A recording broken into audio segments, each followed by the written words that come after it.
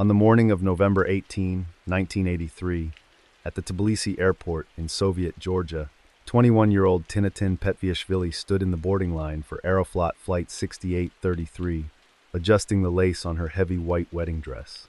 Beside her stood her new husband, Gia, and 5 of their closest friends, all laughing and carrying bouquets that seemed unusually heavy for a short flight to Batumi.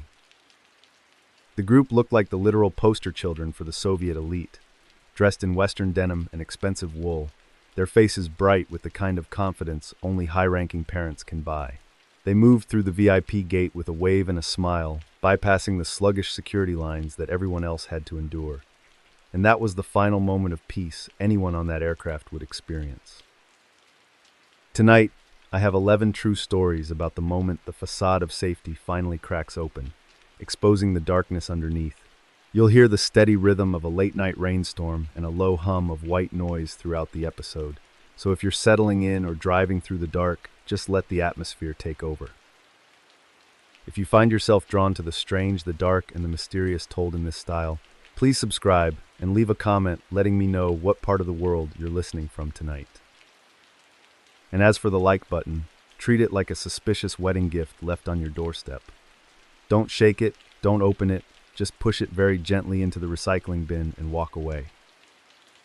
The twin-engine T-134 accelerated down the runway, lifting into a gray, overcast sky with over 50 passengers on board.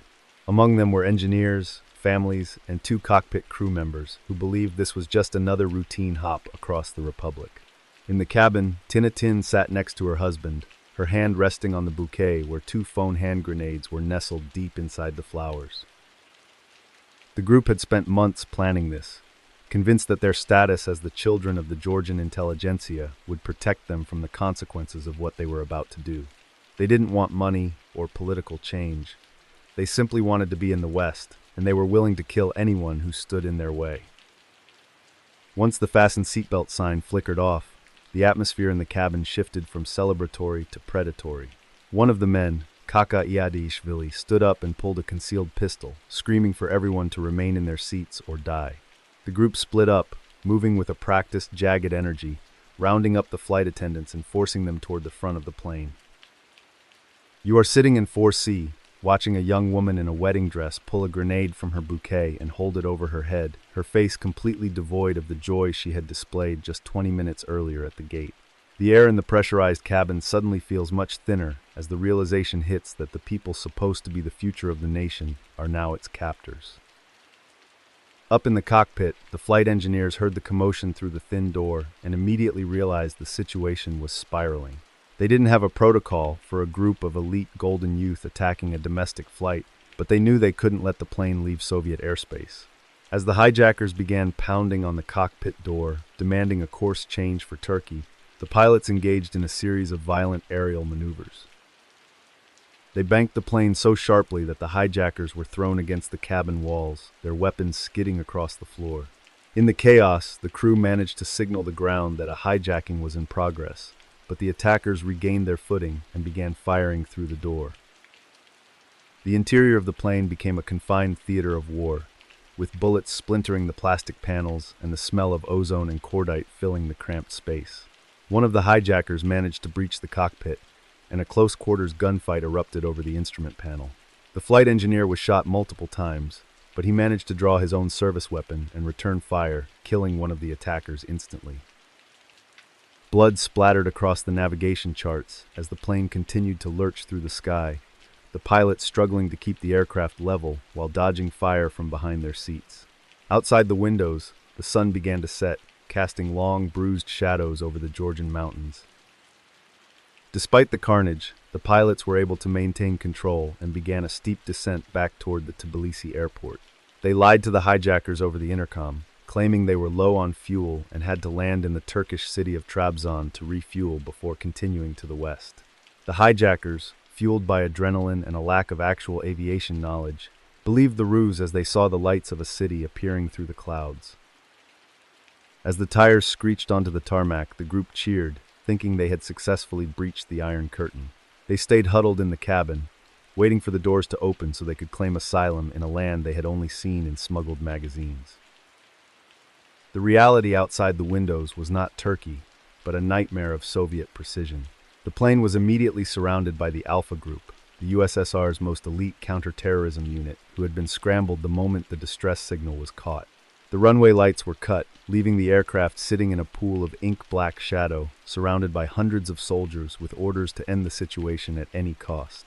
For the next several hours, a tense standoff played out in the dark. The hijackers realized they were back where they started and began using the passengers as human shields, threatening to blow the entire plane apart if the authorities didn't provide a fresh crew and clear the runway. The Alpha Group didn't negotiate. They waited for the perfect moment of exhaustion. In the early hours of the morning, under the cover of a sudden heavy rainstorm, the commandos launched a multi-point assault on the fuselage. They used shaped charges to blow the emergency exits and flooded the cabin with flashbangs and tear gas. The screams of the passengers were drowned out by the rhythmic thud of automatic fire as the special forces moved through the aisles with surgical coldness. Within minutes, the cabin was cleared. 3 hijackers were dead, and the survivors, including the bride Tinatin, were dragged out of the wreckage and into the cold, wet grass of the airfield. When the smoke finally cleared, the toll was devastating. 7 people were dead, including 2 crew members and 3 passengers who were caught in the crossfire. The Soviet authorities were horrified not just by the violence, but by who had committed it. These weren't foreign agents or desperate criminals. They were the sons and daughters of the people who ran the country. The subsequent trial was held behind closed doors, a desperate attempt to contain the embarrassment of a system that had produced such violent dissent within its own inner circle. Most of the men were sentenced to death and executed shortly after, while Tinatin was given a long prison sentence, her wedding dress replaced by a standard-issue Gulag uniform. The wedding dress remained in the evidence locker for years, a stained, white reminder of a plan that had no room for the lives of strangers. I've often wondered if they truly believed the border was just a line on a map that could be erased with enough blood. By the time the winter of 2026 settles over the now silent runway in Tbilisi, the iron-fisted era that produced those desperate 7 has become a ghost of a different centuries. The site of the hijacking is a quiet part of the modernized Tbilisi International Airport, and while the Soviet Union is gone, the families of those lost still gather there every November. Tinatin was eventually released during the collapse of the USSR and disappeared into a quiet life, carrying the weight of a wedding day that ended in a graveyard. That sense of a desperate, high-stakes gamble is something that resonates far beyond the borders of Georgia, often showing up in the most unlikely of places. Across the world in Delhi, another group was preparing their own high-stakes move, though they preferred the silence of a drill to the roar of a jet engine.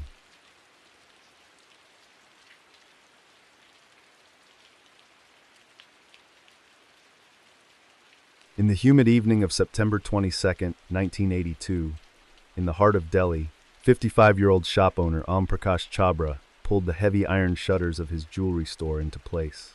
He checked the padlock twice, feeling the familiar weight of the cold metal, and nodded to the armed guard who stood silently by the door.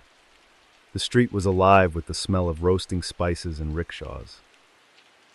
But as he turned to walk away, a small, rhythmic scratching sound from the alleyway was lost in the noise. Om Prakash had spent 30 years building Chabra Jewelers into a name that meant security and status for the city's elite. His shop was a fortress, equipped with reinforced concrete walls and a state-of-the-art alarm system that he had imported at a massive cost. Every evening, he meticulously logged the day's sales in a leather-bound ledger, a habit that gave him a sense of order. To him, the vault was more than a room. It was the physical manifestation of his legacy and his future. The shop itself was a narrow, deep space lined with mahogany counters and velvet-lined display cases that held the fortunes of Delhi's most powerful families. Om knew the history of every piece, from the Victorian-era diamonds to the heavy 24-karat gold necklaces favored for traditional weddings. He often spent his mornings polishing the glass, ensuring that not a single fingerprint obscured the brilliance of the stones. This attention to detail was what kept his clients returning. That afternoon, Om had sat with a young couple, helping them choose a set of heavy gold bangles for their upcoming wedding. He had handled the gold with a practiced reverence, explaining the purity and the craftsmanship to the nervous groom. This was the rhythm of his life, a series of intimate transactions that built a foundation of absolute trust between him and his clients. He took great pride in knowing that his customers slept soundly, believing their treasures were safe. Before leaving, he had shared a cup of chai with his head clerk, discussing the rising price of bullion and the logistics of an upcoming shipment. They laughed about a local politician who had tried to haggle over a diamond necklace, a small moment of camaraderie that solidified their bond. It was a mundane, peaceful Tuesday, the kind of day that offers no warnings. Alm climbed into his car, thinking only of the dinner his wife was preparing and the quiet evening he would spend. The guard, a man named Ram Singh, settled into his chair near the front entrance as the sun dipped below the horizon. He was a veteran of the local police force, hired specifically for his reputation for alertness and his unwavering discipline. He checked his service revolver, ensuring the holster was unclipped, and began his first patrol of the perimeter. The alleyway behind the shop was narrow and damp, lit by a single flickering bulb that cast long, dancing shadows on the brick. Ram Singh took pride in his post, knowing that he was the last line of defense for a fortune that could change the lives of 1,000 men. He walked the length of the building every 30 minutes, his boots clicking rhythmically on the cobblestones. The neighborhood was quiet, the usual nighttime sounds of stray dogs and distant traffic providing a familiar backdrop to his watch. He leaned against the cool stone of the wall, breathing in the scent of damp earth and wood smoke. By midnight, the rain began to fall in a steady, rhythmic drizzle, cooling the heated pavement and sending a thin mist rising from the gutters. Ram Singh adjusted his cap and pulled his jacket tighter, retreating to a small sheltered nook near the side door.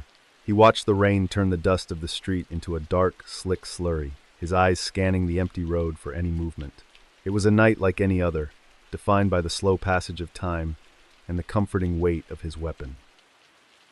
While the city settled into a restless slumber, a group of men was busy in the narrow service corridor that ran along the back of the jewelry store. They weren't using sledgehammers or explosives, which would have drawn immediate attention from the guard. Instead, they moved with the quiet efficiency of surgeons, laying out a series of specialized industrial tools on a damp tarp. The only light came from a single, dim flashlight, shielded by a gloved hand to prevent any beams. They had gained access to the adjacent building, a small textile warehouse that shared a common wall with the jewelry store's vault.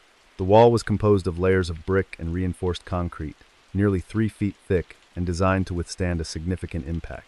The men didn't seem concerned by the barrier, moving with a calm confidence that suggested they had practiced this maneuver many times before.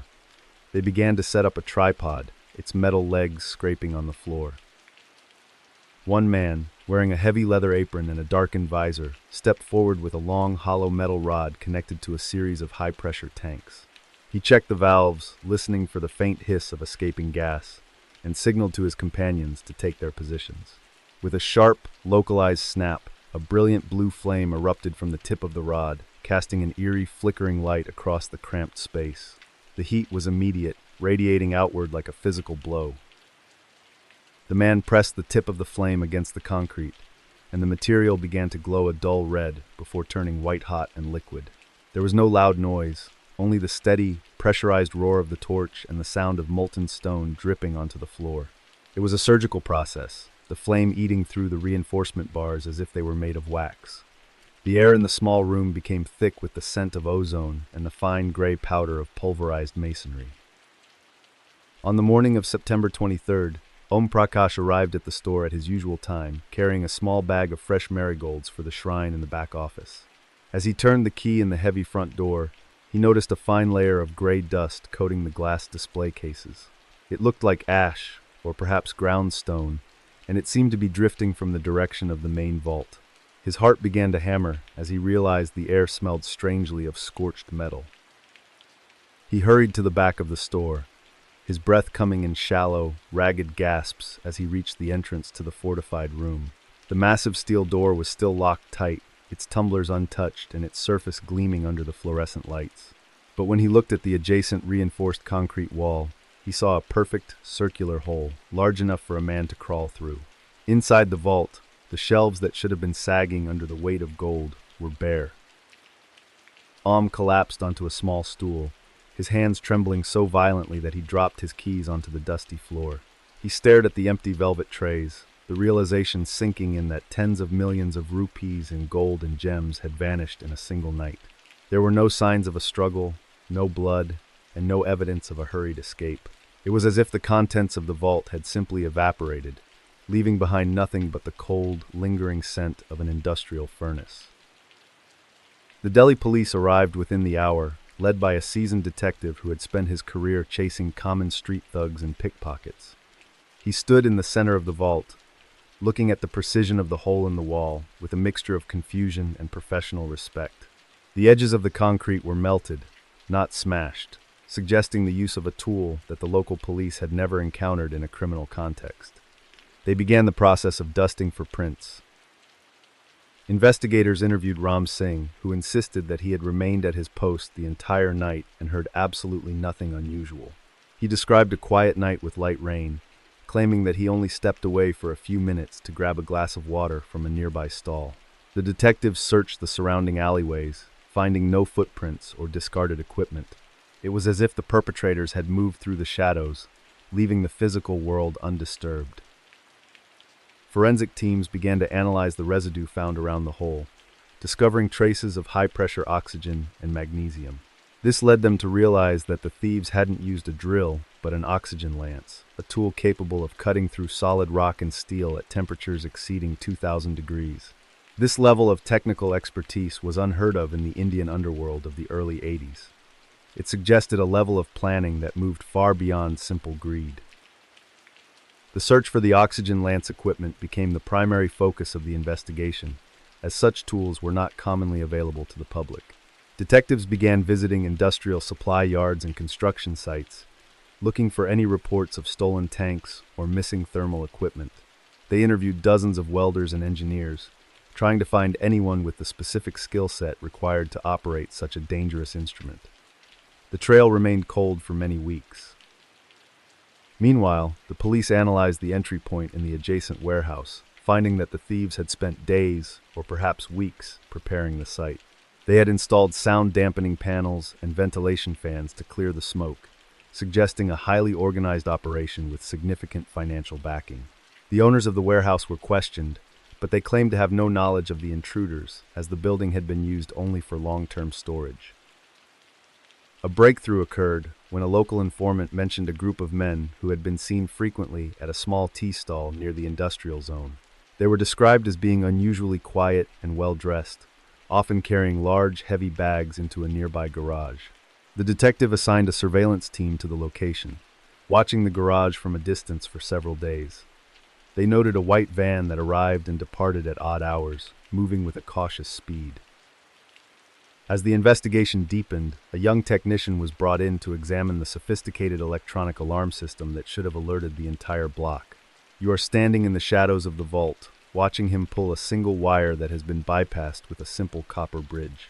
The motion sensors had been blinded by a coating of hairspray, and the pressure plates were neutralized with carefully placed wedges of wood. The system had been defeated easily. The detective found a single, discarded cigarette butt in the alleyway, tucked deep into a crack in the pavement where the rain hadn't reached it. It was an expensive foreign brand that wasn't sold in any of the local shops in Delhi. This tiny piece of evidence suggested that the crew wasn't local, or at least had access to international luxuries. They began to track the movement of industrial oxygen canisters across the city, looking for any unusual purchases made in the weeks. Weeks of surveillance led the police to a small, nondescript workshop on the outskirts of the city, where they found a group of men dismantling a set of heavy oxygen tanks. As the officers moved in, the men didn't reach for weapons. They simply stood up and raised their hands, their faces calm and resigned. Inside the workshop, the police found a hidden compartment containing several kilograms of melted gold bars. They had found the crew, but the mastermind was still a shadow. The arrest was handled with extreme caution, as the police suspected the group might have explosives or other industrial hazards on the premises. They found a collection of blueprints and hand-drawn maps of several major jewelry stores in the city, indicating that the Chabra heist was intended to be the first of many. The men were taken into custody without incident, their silence as professional as the crime. The workshop was a temple to precision, with every tool organized. The crew revealed that they had spent 3 months rehearsing the heist in a mock-up of the vault they had built in the countryside. They had timed every movement, from the first spark of the oxygen lance to the final loading of the gold into a specialized van. They knew the guard's schedule, the frequency of the police patrols, and the exact thickness of the concrete wall. It was a calculated architectural assault that exploited the very security measures meant to stop it. They had even accounted for the sound of the torch, timing the most intense cutting phases to coincide with the passage of heavy trucks on the main road nearby. The hairspray used to blind the sensors was a trick they had learned from an old locksmith who had worked in the European Embassy district. Every detail was a fusion of high-level engineering and street-level common sense, creating a plan that was nearly impossible to detect. The gold was secondary to the task. One of the arrested men was a former industrial welder who had lost his job at a state-run factory and was looking for a way to provide for his family. He explained that he didn't feel like a criminal, but like a craftsman who had finally been given a challenging project to complete. He spoke about the beauty of the blue flame cutting through the concrete, a detail that chilled the investigators. To the thieves, the gold was just a byproduct of a perfectly executed problem. He described the camaraderie within the group, how they had lived together in near total isolation to ensure that no word of the plan leaked to the outside world. They shared meals, discussed the physics of the oxygen lance, and practiced the extraction of the gold bars until they could do it in total darkness. There was no internal conflict or greed, only a shared commitment to the perfection of the heist. This bond was what made them so dangerous and difficult to track. The Chhabra jewelry heist remains one of the most significant crimes in the history of Indian law enforcement, not because of the violence, but because of its sophistication. Most of the gold was never recovered, likely having been melted down and funneled into the black market within 48 hours of the theft. Om Prakash Chhabra never truly recovered from the loss, eventually closing the store that had been his family's pride. The vault door stayed locked, but the wall was scarred. The legal proceedings against the men stretched on for years, a complex battle over technical evidence and the definition of industrial sabotage. While several members of the crew were eventually convicted, the mysterious leader who provided the funding and the foreign cigarettes was never identified.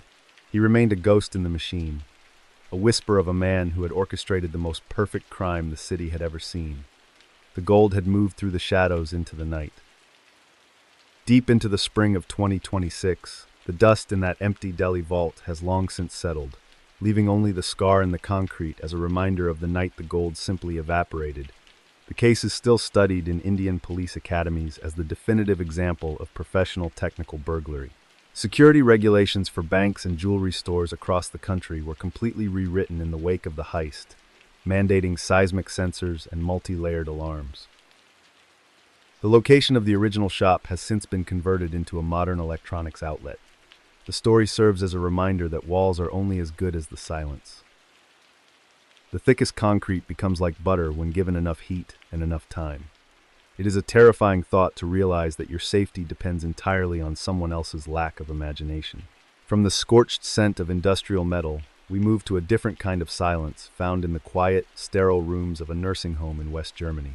There, a different kind of craftsman was at work, using tools that were far more delicate and lethal.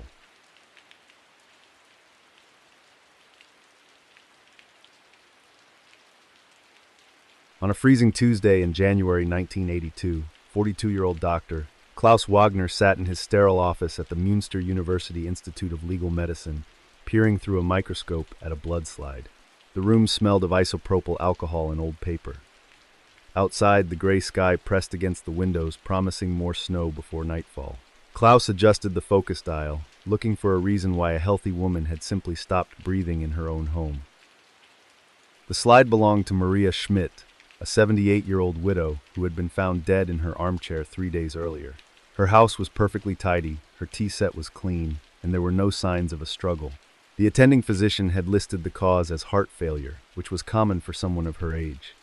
Klaus found himself bothered by a small note in the file. Maria had complained of severe leg pain and a strange tingling in her feet just hours before she passed. Klaus was a man of strict routine and clinical precision.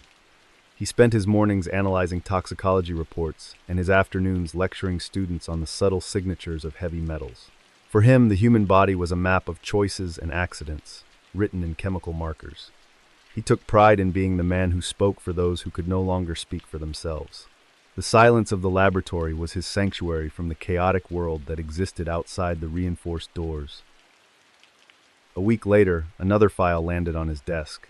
This time it was Gertrude Bauer, a wealthy 80-year-old who lived in a prestigious neighborhood near the city center. Like Maria, she had died suddenly and quietly in her own home. But there was a detail in the police report that made Klaus pause mid-sip of his coffee. Gertrude's daughter had noted that her mother's thick, white hair had been falling out in large clumps for weeks leading up to the final event. Hair loss was not a typical symptom of heart failure. Klaus pulled Maria's file back out and looked at the crime scene photos again. He noticed a stray hair on the collar of her cardigan that looked unnaturally thin. He began to wonder if there was a connection between these two women that went beyond their age and their sudden deaths. They both lived within 3 blocks of each other. They both attended the same local bakery every morning to buy their daily bread. Klaus decided to visit the bakery, a warm, bustling shop filled with the scent of fresh rye and cinnamon. He sat at a small corner table, observing the regulars as they came and went. He noticed a man in his late 30s, dressed in a sharp wool coat, who seemed to know everyone by name. This man was helping an elderly lady with her heavy shopping bag, speaking in a soft, soothing voice. He looked like the perfect, dutiful nephew every grandmother wanted. The man's name was Victor Deake.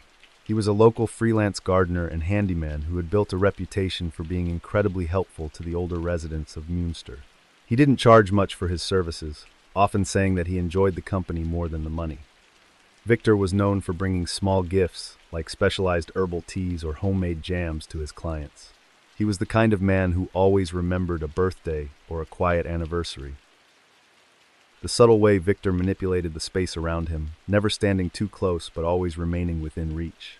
It was a physical manifestation of a psychological trap, designed to put his victims at ease while he prepared his next move. Klaus watched Victor for nearly an hour, noting how he touched the arms of the women he spoke to. There was a practiced warmth in his movements that felt almost too perfect, like a well-rehearsed play. Back at the lab, Klaus requested an exhumation order for Maria Schmidt. It was a difficult process, involving multiple legal hurdles and the emotional cooperation of a grieving family. He spent his nights reading old medical journals from the 1930s, looking for a poison that caused both peripheral neuropathy and alopecia. He kept coming back to one specific element. It was a heavy metal that had once been popular in rat poisons before it was banned. Thallium was known as the poisoner's poison because it was completely tasteless, odorless, and colorless when dissolved in liquid. It acted slowly, mimicking the symptoms of a lingering flu or natural age-related decline. The most telltale sign of its presence was the way it attacked the hair follicles, causing total baldness in the final stages of toxicity. It was a cruel, patient substance that required a specific kind of disciplined killer to utilize correctly.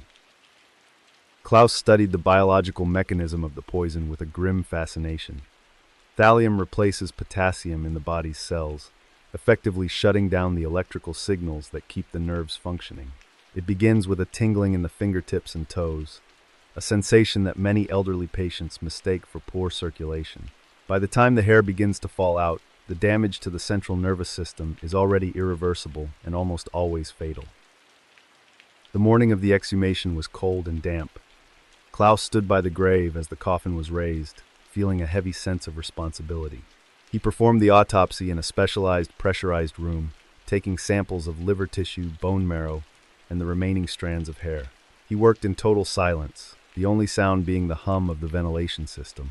He was looking for a ghost, a chemical signature that should not be there in a healthy person. The mass spectrometer results were undeniable. Maria Schmidt's body was saturated with thallium levels that were 10 times the lethal dose. She hadn't died of a tired heart. She had been systematically dismantled from the inside out over the course of several months. Klaus felt a cold shiver run down his spine as he realized that Gertrude Bauer was likely suffering the same fate. This wasn't a series of accidents. This was a hunt being conducted in broad daylight. Klaus contacted the Münster police, presenting his findings to a skeptical lead detective. They began a quiet investigation into the lives of the two victims, looking for a common denominator in their social circles. It didn't take long for Victor Dyke's name to surface in both files. He had been a frequent visitor to both homes, often seen running errands or helping with household repairs. He was even listed as a witness in Maria's final legal will. You are sitting in Gertrude Bauer's kitchen, watching the steam rise from a cup of Earl Grey that Victor has just prepared for you. He is smiling, talking about the flowers he plans to plant in your garden this spring. The tea has a slightly metallic quality, but you don't think twice about it because you trust him completely. You take a long, slow sip, unaware that a microscopic war has just begun. The man across from you is already planning your funeral. The police placed Victor under 24-hour surveillance. They watched as he visited a third elderly woman, a widow named Frau Fischer, who lived alone in a sprawling mansion. Victor arrived every afternoon with a small cooler bag, staying for exactly 2 hours before leaving with a cheerful wave. The detectives realized they were watching a murder in slow motion. They needed to catch him with the poison in his possession to make the charges stick in court. Investigators tracked Victor's recent purchases at a local hardware store on the outskirts of Münster. The owner remembered him clearly because he had asked for a specific, old-fashioned brand of rodenticide that had been pulled from the shelves years ago. Victor had claimed he had a massive infestation in his cellar and needed something stronger than the modern alternatives. He had eventually found a dusty, forgotten pallet of the old formula in a back room. On a rainy afternoon in March, the police moved in. They intercepted Victor as he was leaving Frau Fischer's house, his cooler bag tucked under his arm. He didn't run. He didn't even look surprised. He simply stood there with a mild expression of curiosity while they searched his belongings. Inside the bag, they found a small, unlabeled glass vial containing a clear liquid. Victor claimed it was a special vitamin supplement he had developed for his own health. The interrogation lasted for 14 hours.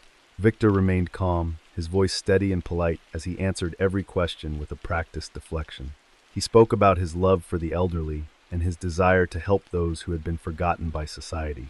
He denied ever purchasing poison, even when confronted with the hardware store owner's statement.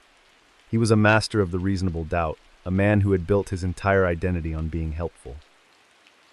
The breakthrough came when forensic teams searched Victor's apartment. Hidden behind a false panel in his bathroom, they found a detailed ledger. It wasn't a record of gardening jobs. It was a meticulous log of dosages and symptoms for 6 different women. He had recorded the dates of the first hair loss, the onset of leg tremors, and the final moments of their lives. He had turned his crimes into a scientific study of human suffering and financial gain. Victor had a specific method for selecting his targets. He would spend hours at the local park. He looked for small signs of neglect, like a garden that hadn't been weeded or a porch light that had been burnt out for weeks. These were his invitations. He would approach them with a friendly greeting and a tool belt, offering to fix what had been broken for free. The scope of the case was far larger than Klaus had originally imagined. Victor had been operating in the Münster area for over 3 years, targeting women who were wealthy but socially isolated. He looked for those who had outlived their children or whose families were distant and uninterested. He was a predator who understood that the greatest weakness of the elderly wasn't their physical health, but their loneliness. He offered them attention for a price. The trial of Victor Deicke became a sensation in West Germany. The courtroom was filled every day with elderly women who had once considered him a friend, their faces pale with the realization of what they had escaped. Klaus testified for 3 days, explaining the cold chemistry of thallium and the horrific way it destroys the human body. He showed the jury the ledger, pointing out the detachment with which Victor had documented the deaths of his friends. Victor was found guilty on multiple counts of murder and attempted murder. Even as the judge read the sentence of life imprisonment, Victor remained expressionless, his eyes fixed on a point on the far wall. He never offered an apology or a single word of explanation. He seemed to view the entire proceedings as an unfortunate interruption of his work. He was moved to a high-security prison, where he would spend the rest of his life in a cold, concrete cell. The case forced a massive review of natural deaths in nursing homes across the country. Health officials realized that hundreds of deaths annually were being signed off by overworked doctors who didn't perform even basic toxicology screens. New protocols were established, mandating autopsies in cases where symptoms of heavy metal poisoning were present. The Münster poisoner had exposed a fatal flaw in the medical and legal systems that protected the elderly. Klaus Wagner became a leading expert on thallium poisoning. spending the rest of his career developing more sensitive tests for the substance. He never forgot the look of Maria Schmidt's thin white hair on her cardigan. He kept a small vial of thallium on his desk, not as a trophy, but as a reminder that the most dangerous substances are often the ones you cannot see. He knew that the truth was always there, hidden in the marrow, waiting to be found. As the mid-year of 2026 approaches, the sterile medical ledgers in that German prison facility remain the final cold record of a man who turned a neighbor's trust into a chemical weapon. Victor Dyke remains incarcerated in a specialized medical facility within the German prison system. He is now in his 80s, ironically suffering from the very symptoms of age and decline that he once used as a cover for his crimes. The Münster files are still used in forensic training programs globally to teach the importance of clinical observation. The gardens he once tended have all been replanted by other hands. It is a quiet, unsettling thought to realize that the person holding your hand might be the one deciding when you take your last breath. We are all vulnerable to a kind face in a lonely room, and in Münster, that vulnerability was a death sentence. Klaus Wagner eventually retired to a small cottage outside the city, where he grew his own tea and kept his doors locked. He understood better than anyone that the facade of safety is often built from a polite smile. The silent clinical betrayal in a German kitchen feels a world away from the loud, chaotic world of international politics. But the same darkness that allows a neighbor to kill for inheritance can drive a man of high office to commit a far more public execution. In the humid heat of Malaysia, a government minister was preparing to trade his reputation for a bullet, proving that even at the highest levels of power, the cracks in the facade are widening.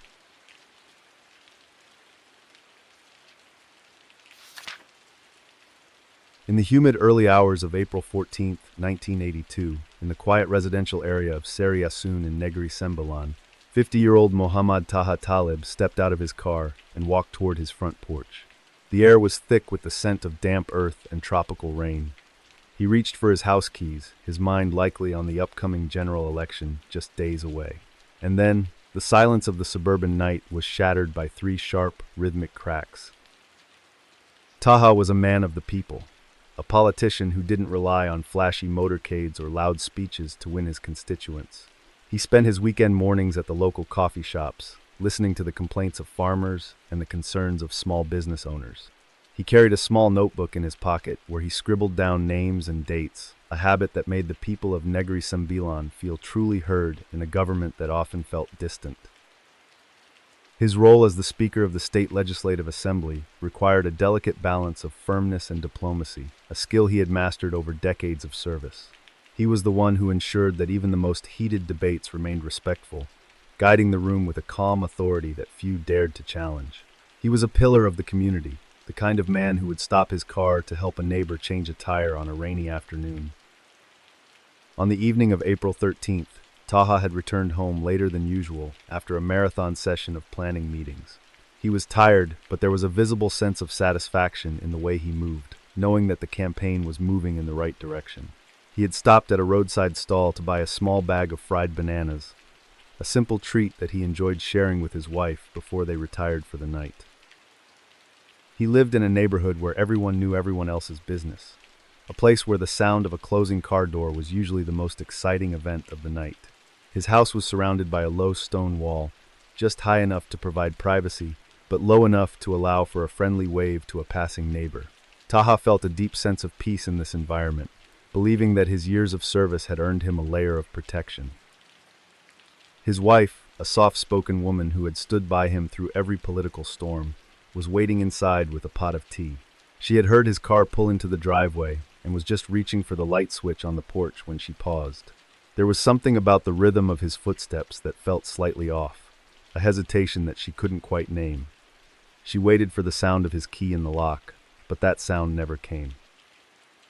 The hibiscus bushes that lined the driveway were in full bloom, their vibrant red petals visible even in the dim light of the street lamps. They provided a perfect screen for anything or anyone hiding in the shadows near the garage. Taha didn't see the movement behind the leaves, his focus entirely on the heavy ring of keys he was pulling from his pocket. He was just a few feet away from the safety of his home when the first shadow moved. The perpetrator had chosen this spot with care, knowing that the sound of the jungle at night would help muffle any unusual noises. The humidity in the air was so high that it felt like a physical weight, making every movement slow and deliberate. There was no wind to rustle the leaves, only the steady hum of insects and the distant sound of a radio from a house further down the street. It was a moment frozen in a state of deceptive calm. Taha reached the first step of his porch, his hand extending toward the door handle. He was a man who believed in the inherent goodness of his fellow citizens, a belief that had guided his entire political philosophy. He had never felt the need for a security detail or a walled compound, even as his influence grew. To him, the streets of Negri Sembilan were his home, and he was a guest of the people he served. The first shot hit him in the shoulder, spinning him around and causing the bag of fried bananas to tear open on the pavement. He didn't scream, instead making a soft, confused sound of air escaping his lungs as he struggled to understand what was happening. The second shot was more precise, striking him in the chest and knocking him backward into the bushes. He lay there for a heartbeat, his eyes wide, looking up at the dark canopy of the trees. The third and final shot was a coup de grace, delivered from just a few feet away as the shooter stepped out from behind the stone wall. The gunman didn't linger to check Taha's pulse or search for a wallet. He simply turned and melted back into the darkness of the neighboring lot. The entire event had taken less than 15 seconds, leaving nothing behind but the smell of gunpowder and the faint rustle of the hibiscus leaves in the wake of his escape. Taha's wife found him 10 minutes later, her screams finally breaking the heavy silence of the neighborhood. She knelt beside him in the dirt, her hands covered in his blood as she tried to find a pulse that was no longer there. Neighbors began to spill out of their houses, their porch lights flickering on one by one like a slow-motion wave of realization. Within 30 minutes, the quiet street of Seriasan was filled with the blue and red strobe lights of police cars. The local police chief arrived on the scene within the hour, his face grim as he looked down at the body of a man he had known for 20 years. He ordered the entire block to be sealed off, preventing anyone from entering or leaving until every inch of the driveway had been searched. He knew that the murder of a high-ranking official like Taha would bring intense scrutiny from the capital, and he couldn't afford a single mistake in the collection of evidence. Among the crowd of onlookers and officials, one figure stood out for his poise and apparent grief. Dato Mokhtar Hashim, the federal minister, had arrived shortly after the news broke, his expensive car parked haphazardly at the edge of the police cordon. He spoke to Taha's widow in a hushed, respectful tone, promising that no resource would be spared in the hunt for the killer. He seemed genuinely devastated, his hands trembling slightly as he lit a cigarette. Mokhtar spent the remainder of the night at the police station, using his authority to coordinate the initial stages of the manhunt. He was seen reviewing the preliminary reports and talking to the lead detectives, his presence a constant reminder of the high stakes involved. To everyone watching, he was the model of a dedicated leader, determined to bring justice to a fallen friend. No one suspected that the man leading the charge was also the man who had pulled the trigger. The breakthrough in the case began with 3 small pieces of brass found near the base of the hibiscus bushes. They were clean and unoxidized, indicating they had been fired very recently. The lead ballistics expert, a veteran of the National Forensic Lab, noticed something unique about the firing pin impressions on the primers. They were distinct, like a fingerprint, suggesting a weapon that was in perfect mechanical condition and likely of European manufacture. The expert spent 3 days comparing the markings to thousands of test fires in the national database. He worked through the night, his eyes strained from peering through a comparison microscope at the microscopic striations on the lead. On the 4th morning, he found a match. The markings were identical to a Walther PPK that had been test-fired for registration purposes 3 years earlier. He pulled the registration file, his heart skipping a beat as he read the name on the form.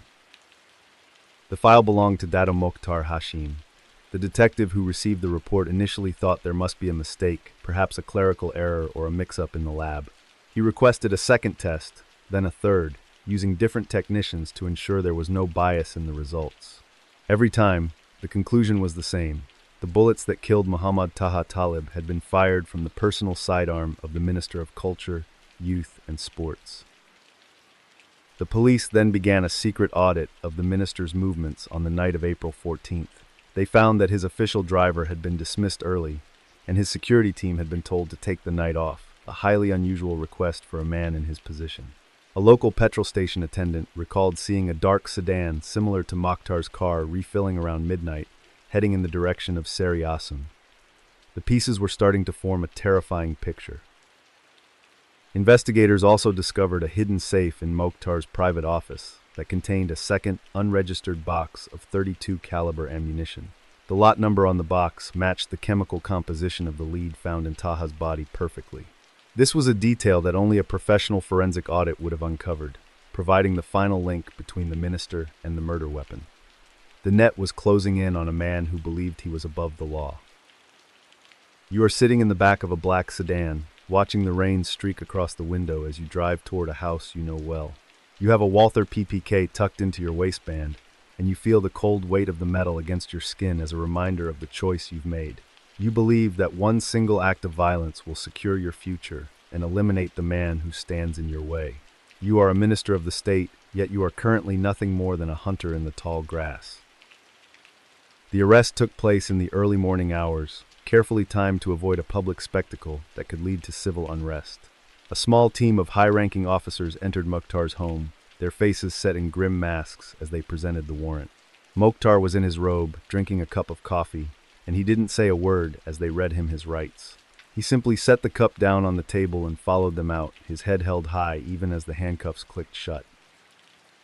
The public's reaction was one of disbelief, followed by a slow-burning anger as the details of the crime were leaked to the press. People struggled to reconcile the image of the helpful, grieving minister with the cold-blooded killer described in the police reports. The case became a symbol of the arrogance of power, leading to widespread calls for reform in the way political rivalries were handled. The facade of a unified and moral government had been shattered by 3 shots in the night. The trial was a masterclass in legal maneuvering, with Mokhtar hiring the most expensive defense team in the country to challenge the ballistics evidence. They argued that the gun had been planted or that the tests were flawed, attempting to cast doubt on the integrity of the National Forensic Lab. The prosecution countered with a mountain of circumstantial evidence, including the lack of an alibi and the long history of animosity between the 2 men. Witnesses from within the party spoke of a meeting just weeks before the murder, where Mokhtar had openly threatened Taha's career if he didn't withdraw his candidacy. They described a man who was increasingly paranoid and desperate, seeing enemies in every shadow and traitors in every hallway. The rivalry wasn't just about a seat in the assembly. It was about the control of the entire regional political apparatus. Mokhtar saw Taha as the only barrier to his absolute dominance. When the guilty verdict was finally read, a silence fell over the courtroom that was more profound than any shout could have been. Mokhtar stood motionless, his face appearing as though it had been carved from stone, as the judge pronounced the sentence of death. Taha's widow sat in the front row, her face wet with tears, finally seeing the justice that she had feared would never come. The man who had tried to play God with the lives of others had finally been judged by his peers. In the end, the truth was as simple as it was brutal. A powerful man was afraid of losing, and he chose the most permanent solution to his problem. He had calculated that his position would shield him from suspicion, never imagining that the very tools of the state he served would be turned against him. The murder of Mohammad Taha Talib was a reminder that no amount of prestige can hide the stain of blood or the cold precision of a ballistics report. The dark corridors of ambition. The loudest sound is often the one that goes unheard until it is far too late. It is easy to build a wall of influence, but that wall can never be tall enough to block out the truth of a single physical act. Mokhtar Hashim survived the gallows, but he could never escape the shadow of the man he left lying in the bushes of Negri Sembilan. The past has a way of remaining exactly where you left it. The legal battle ended with a royal pardon years later, but Mokhtar was never allowed to return to public life. He lived out his remaining years in a state of self-imposed exile, a man who had once been the toast of the capital, now ignored by the very people he had tried to lead. Taha's legacy was one of integrity and service, his name becoming a shorthand for the high price of political honor. The quiet street in Sarıyasin returned to its normal rhythm, but the air never quite felt the same. In the humid stillness of 2026, the red hibiscus flowers in that Sarıyasin driveway still bloom over the spot where the laws of the land were broken by the very man sworn to protect them. The case is a standard case study for law students throughout Southeast Asia emphasizing the importance of independent forensic labs in high-profile investigations.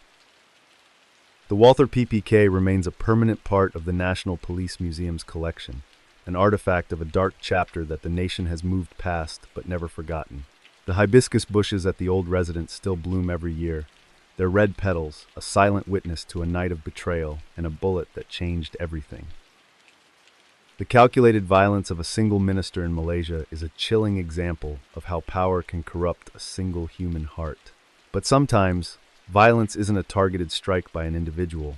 It is a rampage led by those who feel the entire world has turned against them. Thousands of miles away in the industrial heart of China, two brothers were arming themselves with Type 54 pistols, ready to launch a spree that would terrorize 7 provinces.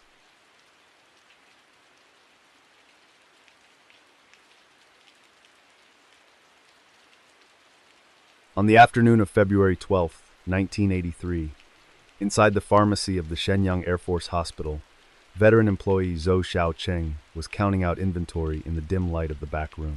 The air was heavy with the medicinal scent of camphor and sterile gauze. He moved with the slow, rhythmic efficiency of a man who had spent 30 years in the same building. And then the bell above the front counter chimed, signaling a visitor during a time when the clinic should have been closed. Joe wiped his hands on his apron and stepped toward the front, expecting a late-duty officer or a tired nurse seeking aspirin. Instead, he saw 2 men standing in the center of the tiled floor, their heavy winter coats still dusted with dry, powdery snow. They weren't looking at the medicine. They were looking at the locked cabinet where the hospital's cash and travel permits were kept. The taller of the two had his hands deep in his pockets, his posture unnervingly still. The taller man wore a faded blue cap pulled low over his eyes, obscuring his face in the afternoon shadows. His companion, shorter and more wiry, shifted his weight from side to side, his eyes darting toward the security door leading to the residential wing.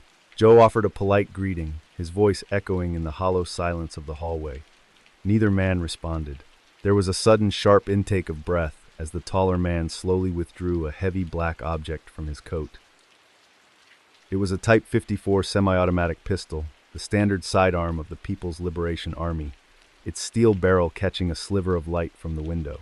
Joe froze, his hand still resting on the wooden counter, his mind struggling to process the presence of a military weapon in a civilian pharmacy.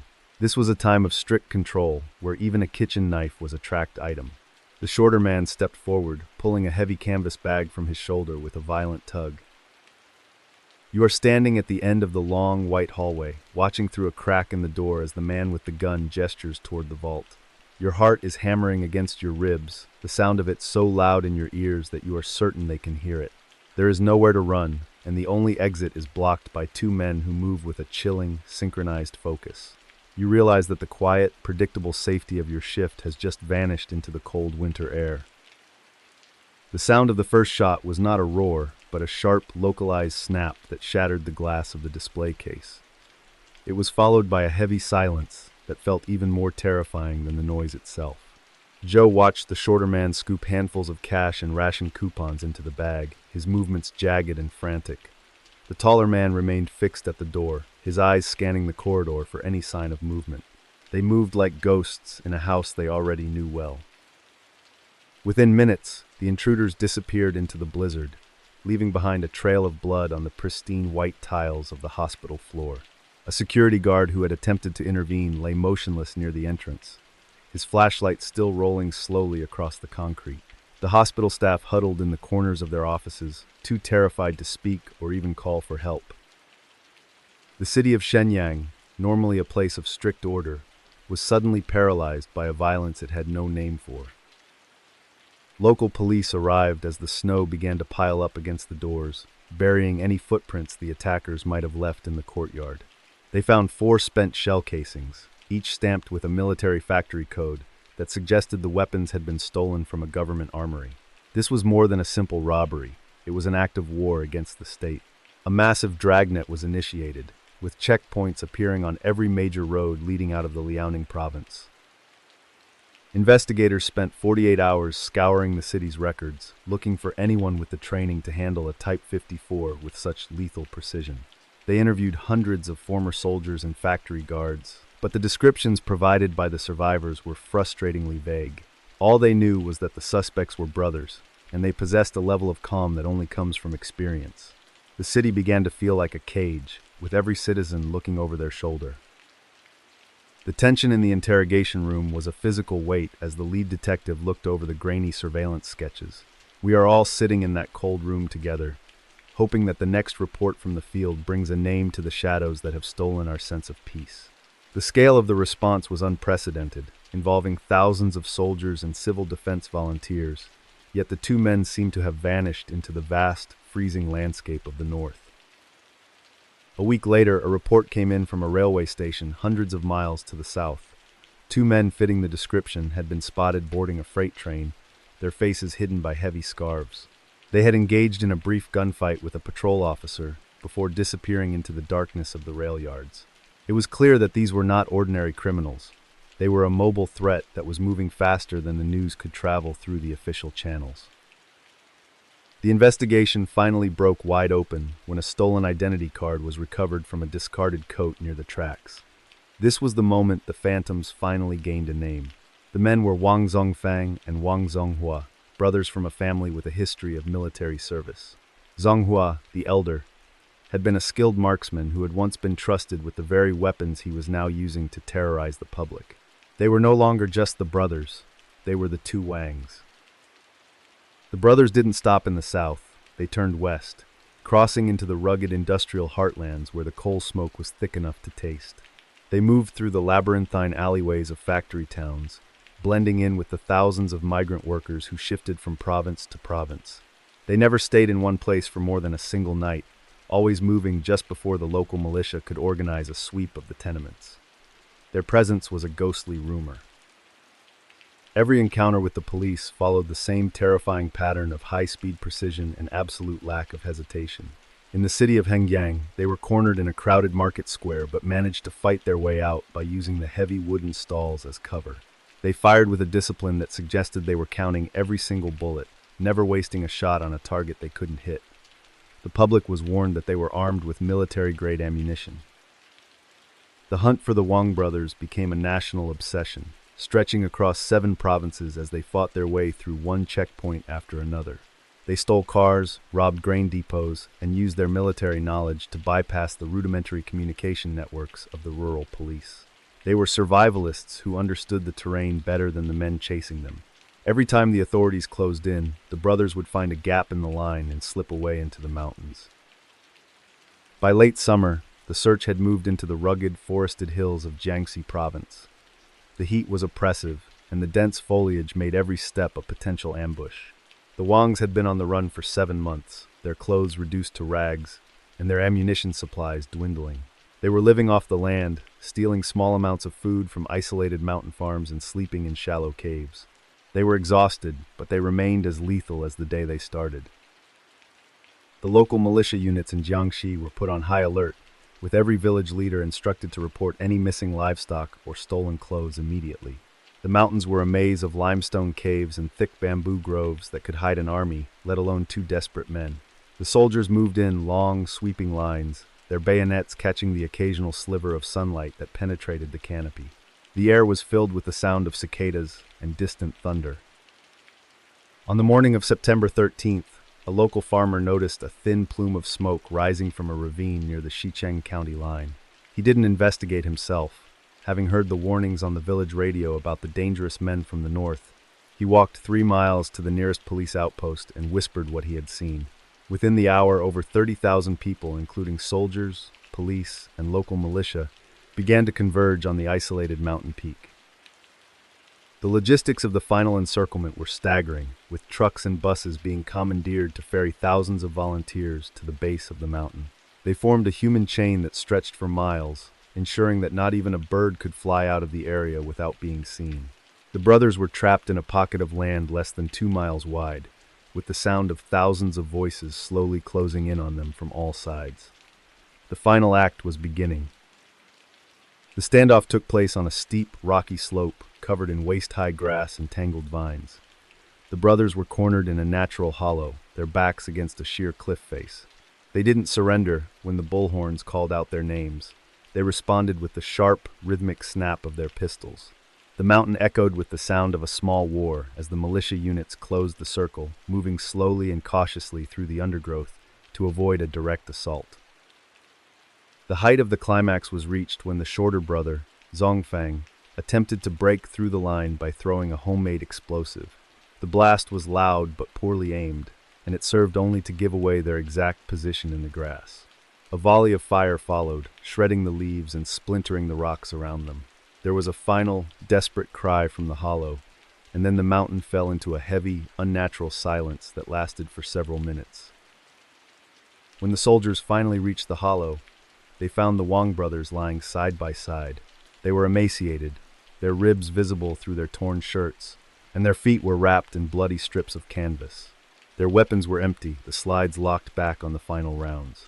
They had traveled over 2,000 miles and survived for half a year against the entire weight of the state, but in the end, they were defeated by a single bowl of stolen rice and a farmer's suspicion. The medical examiners who performed the autopsies noted that both men were suffering from advanced malnutrition and multiple infected wounds.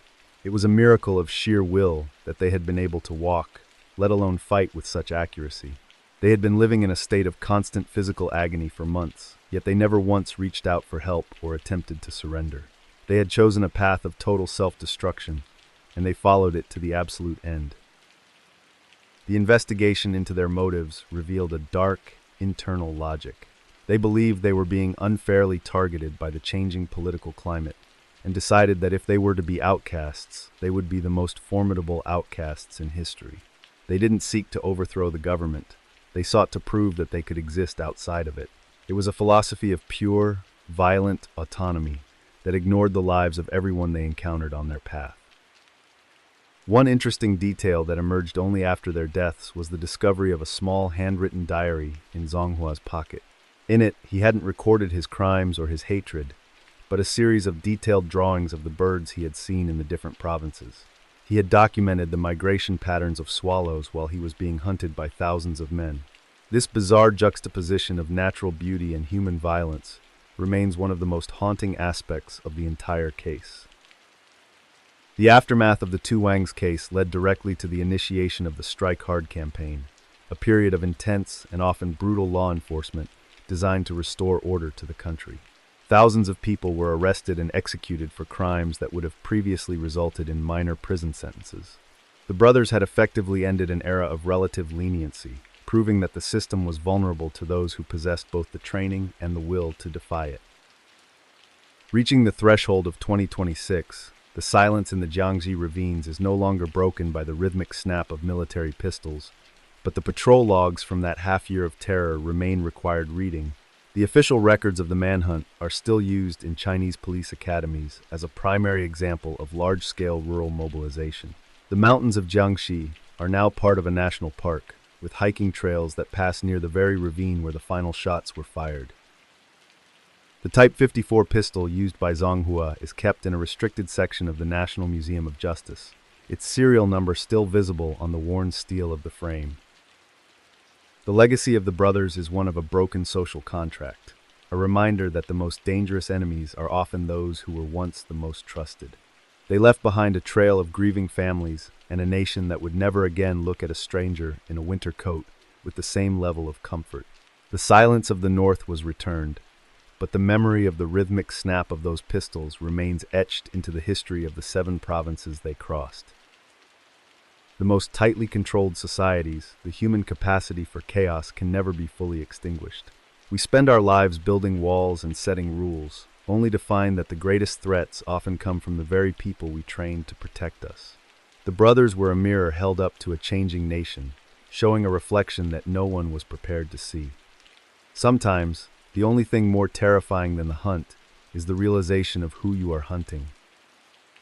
The desperate, wide-scale violence of the Wang brothers showed what happens when internal trust is completely severed on a national level. But sometimes, the rupture of trust doesn't involve thousands of miles of travel. It happens in a single city square, in a single moment, during a march for peace. In Jerusalem, a man was preparing to throw a small, heavy object that would change the course of Israeli political discourse forever, proving that a single hand can be as destructive as an army.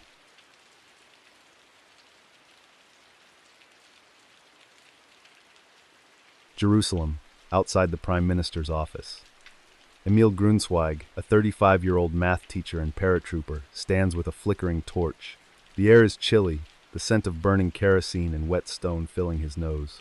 He adjusts his scarf, leaning into the wind while thousands around him chant for a change in the Lebanon war. He moves toward the front of the line, feeling the collective heat of the crowd against the cold February night.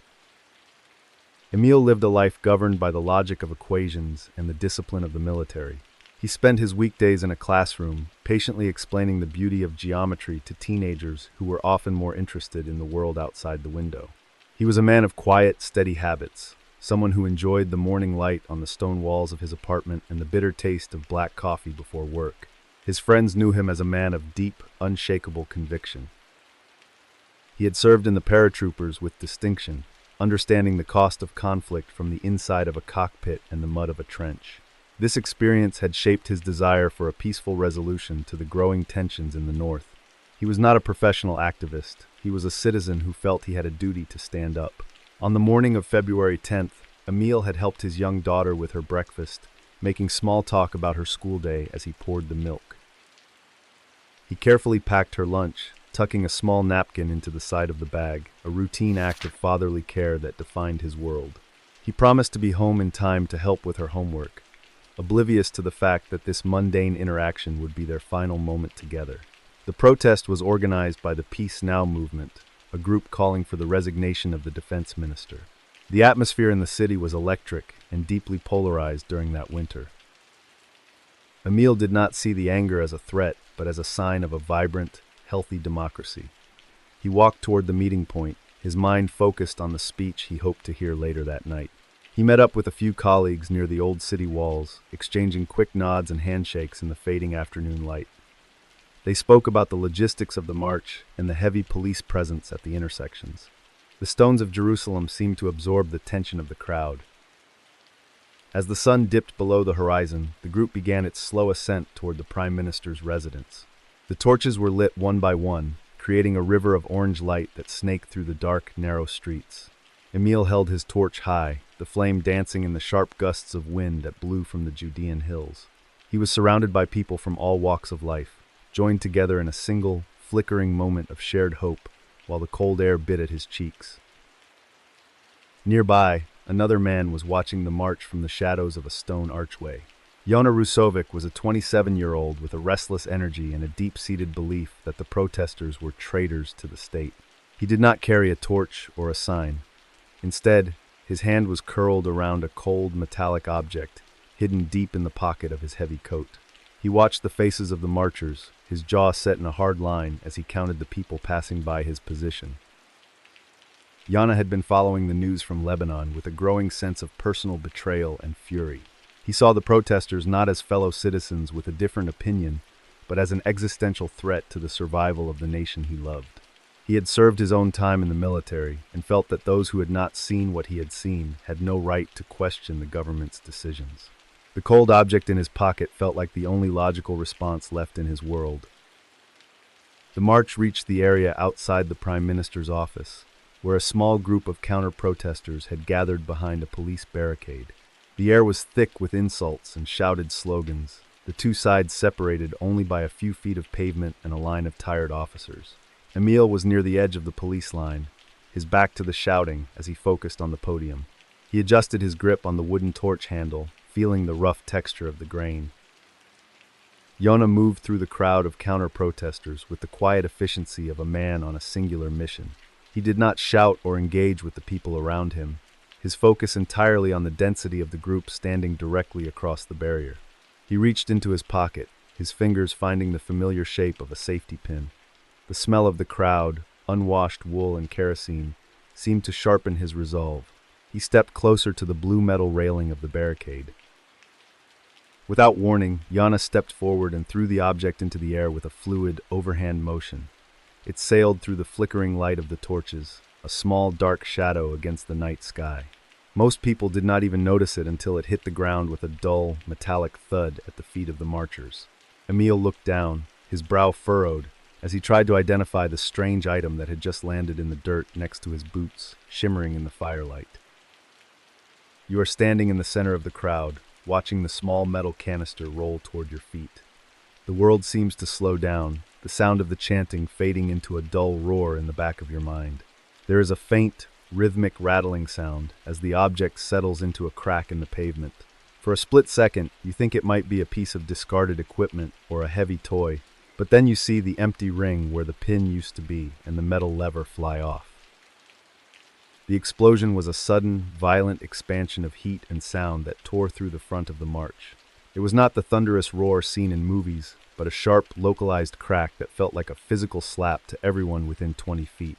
The orange light of the torches was momentarily eclipsed by a blinding white flash. Emil was thrown backward by the force of the blast, his torch falling from his hand and rolling into the gutter where it flickered and died. The silence that followed the explosion was absolute, lasting for what felt like an eternity as the crowd struggled to process what had just happened. Smoke and the smell of sulfur filled the air, stinging the eyes and lungs of those who were still standing. Then, the first screams began, a jagged, high-pitched sound that cut through the frozen atmosphere. People began to scramble in every direction, their torches creating a chaotic dance of shadows on the stone walls. Emil lay on the cold pavement, his breathing shallow and erratic as the world began to blur at the edges. He did not feel pain, only a heavy, crushing sensation in his chest and a profound sense of confusion. He looked up at the stars, which seemed distant and cold, far removed from the violence that had just erupted in the street. A woman knelt beside him, her face a mask of terror as she tried to stem the flow of blood with her own scarf, her hands shaking. The emergency services arrived with a speed that suggested they had been waiting just around the corner. The sound of sirens and the frantic shouts of the paramedics became the new soundtrack of the night. Emil was loaded onto a stretcher, his hands falling limp at his sides as the orange light of the torches faded into the clinical white of the ambulance interior. Despite their best efforts, he never regained consciousness, passing away before the vehicle reached the hospital. The news of the attack sent a shockwave through the country, marking the first time a citizen had used a lethal weapon against another during a political protest in the modern history of the state. The police launched an immediate and massive investigation, sealing off the area and collecting every fragment of the explosive device. They found that the weapon was an M26 fragmentation grenade, a military-grade explosive that was standard issue for the army. Every soldier who had been in the vicinity of the protest was interviewed, and every armory in the district was audited for missing equipment. The investigators focused on the counter-protesters, looking for anyone who had been seen near the barrier at the moment of the explosion. They reviewed hours of news footage and amateur photographs, looking for a single face in the crowd that did not match the surrounding anger. The process was slow and very methodical. It is a chilling reality to realize that the most dangerous person in a heavy crowd is often the one who is making the least amount of noise. We look for the screamers and the fighters, but the man with the plan is usually standing in the shadows, waiting for his moment. This sense of hidden danger became the primary focus of the detective team, as they began to narrow their list of suspects down to a handful of individuals with specific military training and backgrounds. A breakthrough occurred when a young witness came forward, claiming to have seen a man throwing something over the police barrier before disappearing into the old city. The description was detailed, including a specific type of military jacket and a unique way of walking that suggested a previous injury. The police matched this description to a man named Yona Rusovic, who had been arrested years earlier for a minor disturbance during a different political rally. When the police raided Yana's small apartment, they did not find a sophisticated terrorist cell or a mountain of propaganda. Instead, they found a room that was as neat and disciplined as a barracks. In a small metal box under the bed, they discovered 3 more safety pins and a manual for the M26 grenade. Yana was sitting at his kitchen table, drinking a glass of water, and he did not offer any resistance as the officers moved in to arrest him. During his interrogation, Yana did not express regret or sorrow for the life he had taken. He spoke about his actions with the cold, detached logic of a soldier who believed he was fulfilling a duty to his people. He argued that the protesters were weakening the nation during a time of war, and that his actions were a necessary evil to preserve the state's integrity. He had turned a political disagreement into a battlefield, and Emil Grunzweig was his chosen casualty. The trial of Yona Rusovic was a watershed moment for the country, exposing the deep, internal fractures that the Lebanon War had only worsened. The courtroom was a microcosm of the polarized society outside, with supporters of the peace movement and right-wing activists clashing in the hallways. The prosecution presented the evidence of the stolen grenade and the eyewitness testimony, painting a picture of a man who had chosen violence over dialogue. Yana's defense tried to argue that he was suffering from post-traumatic stress disorder from his own military service, but the psychiatric evaluations found him to be fully aware of his actions. He had planned the attack for weeks, scouting the protest route and choosing the most crowded location to ensure maximum impact. One interesting detail was that he had stolen the grenades from a supply truck while on reserve duty, exploiting the very system he claimed to be protecting. The judge sentenced Yana to life in prison, stating that the attack was an assault on the very foundations of the democratic state. Emil Grunzweig's death became a symbol of the high price of political intolerance and the danger of dehumanizing those with whom we disagree. A small memorial was later erected at the site of the explosion, a simple stone plaque that bears his name and the date of the march. It is a place where people still go to leave stones and flowers. Standing under the Jerusalem sky in 2026, the shadows on that pavement have finally stopped shifting, but the small stone plaque near the Prime Minister's office continues to hold the weight of that February night. The memory of that February night remains a cautionary tale in national civic education. The M26 grenade pin is kept in a secure archive as a physical reminder of the moment the internal peace was shattered. Yana Rusovic, who later changed his name to Avrushmi, was released from prison after serving 27 years and lives a quiet, isolated life in the center of the country. The polarization he sought to exploit remains. Emil Grunzweig's daughter grew up to be an activist herself, carrying on the work her father started in a world that is still struggling with the questions he died trying to answer. The classroom where he taught math has a small photo of him on the wall, a reminder of the quiet man who believed in the power of a logical proof and the necessity of a peaceful heart. He is remembered not for how he died, but for the steady, principled way he chose to live his life. A single object, no matter how small, can change the entire direction of a life or a nation if it is thrown with enough conviction and enough hate. We move through the world believing in the safety of the crowd, but the crowd is only as safe as the most desperate person within it. From the ancient stones of Jerusalem, we cross the Mediterranean to the bustling ancient markets of Istanbul, where a group of men was busy digging a different kind of hole.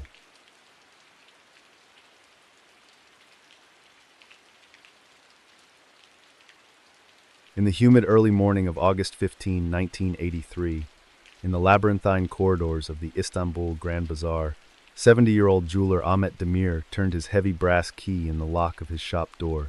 The air inside the 500-year-old market was thick with the scent of old stone, damp dust, and the lingering aroma of strong Turkish coffee. He moved with a stiff, practiced grace, his fingers tracing the familiar patterns carved into the dark wood of his counters.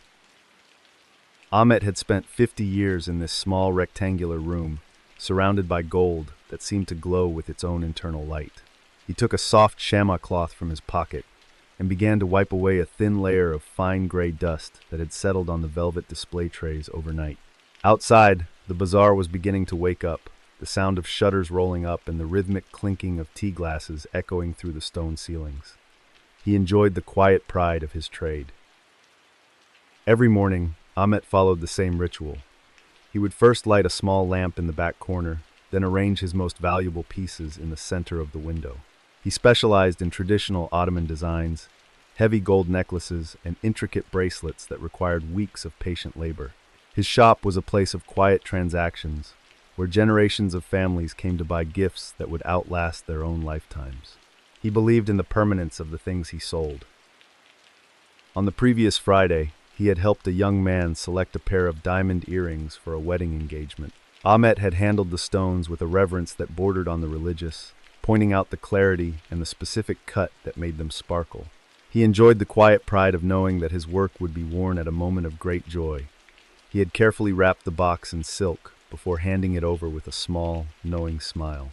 It was a good day for the business. The Grand Bazaar was more than a workplace for him. It was a living, breathing history of the city itself. He knew the sounds of every alleyway, the specific way the light hit the blue tiles in the afternoon, and the names of the children who ran errands for the shopkeepers. He felt a deep sense of security within these walls, believing that 5 centuries of commerce had created a barrier that no common thief could ever hope to breach. The stones themselves felt like protectors. Before closing for the weekend, he had double-checked the heavy iron safe tucked into a niche in the back wall. It was a massive piece of German engineering, weighing nearly 2 tons and anchored directly into the bedrock of the city. He had spun the dial with a steady hand, listening for the muffled clicks that told him the internal tumblers had fallen into place. He left the shop feeling a familiar sense of accomplishment and calm, unaware of the ground beneath his feet. He spent his Saturday in a small tea garden overlooking the Bosphorus, watching the ferries cross the blue water under a clear summer sky. He spoke to his friends about the rising price of gold and the new regulations being discussed by the Bazaar board of directors. It was a peaceful, mundane conversation that centered on the long-term stability of their trade. No one mentioned anything unusual or out of place in their respective districts. The city felt entirely at rest. Sunday was a day of rest, spent with his grandchildren in a quiet park on the edge of the city. He helped them fly a colorful kite, the string pulling against his calloused fingers as he watched the paper bird dance in the wind.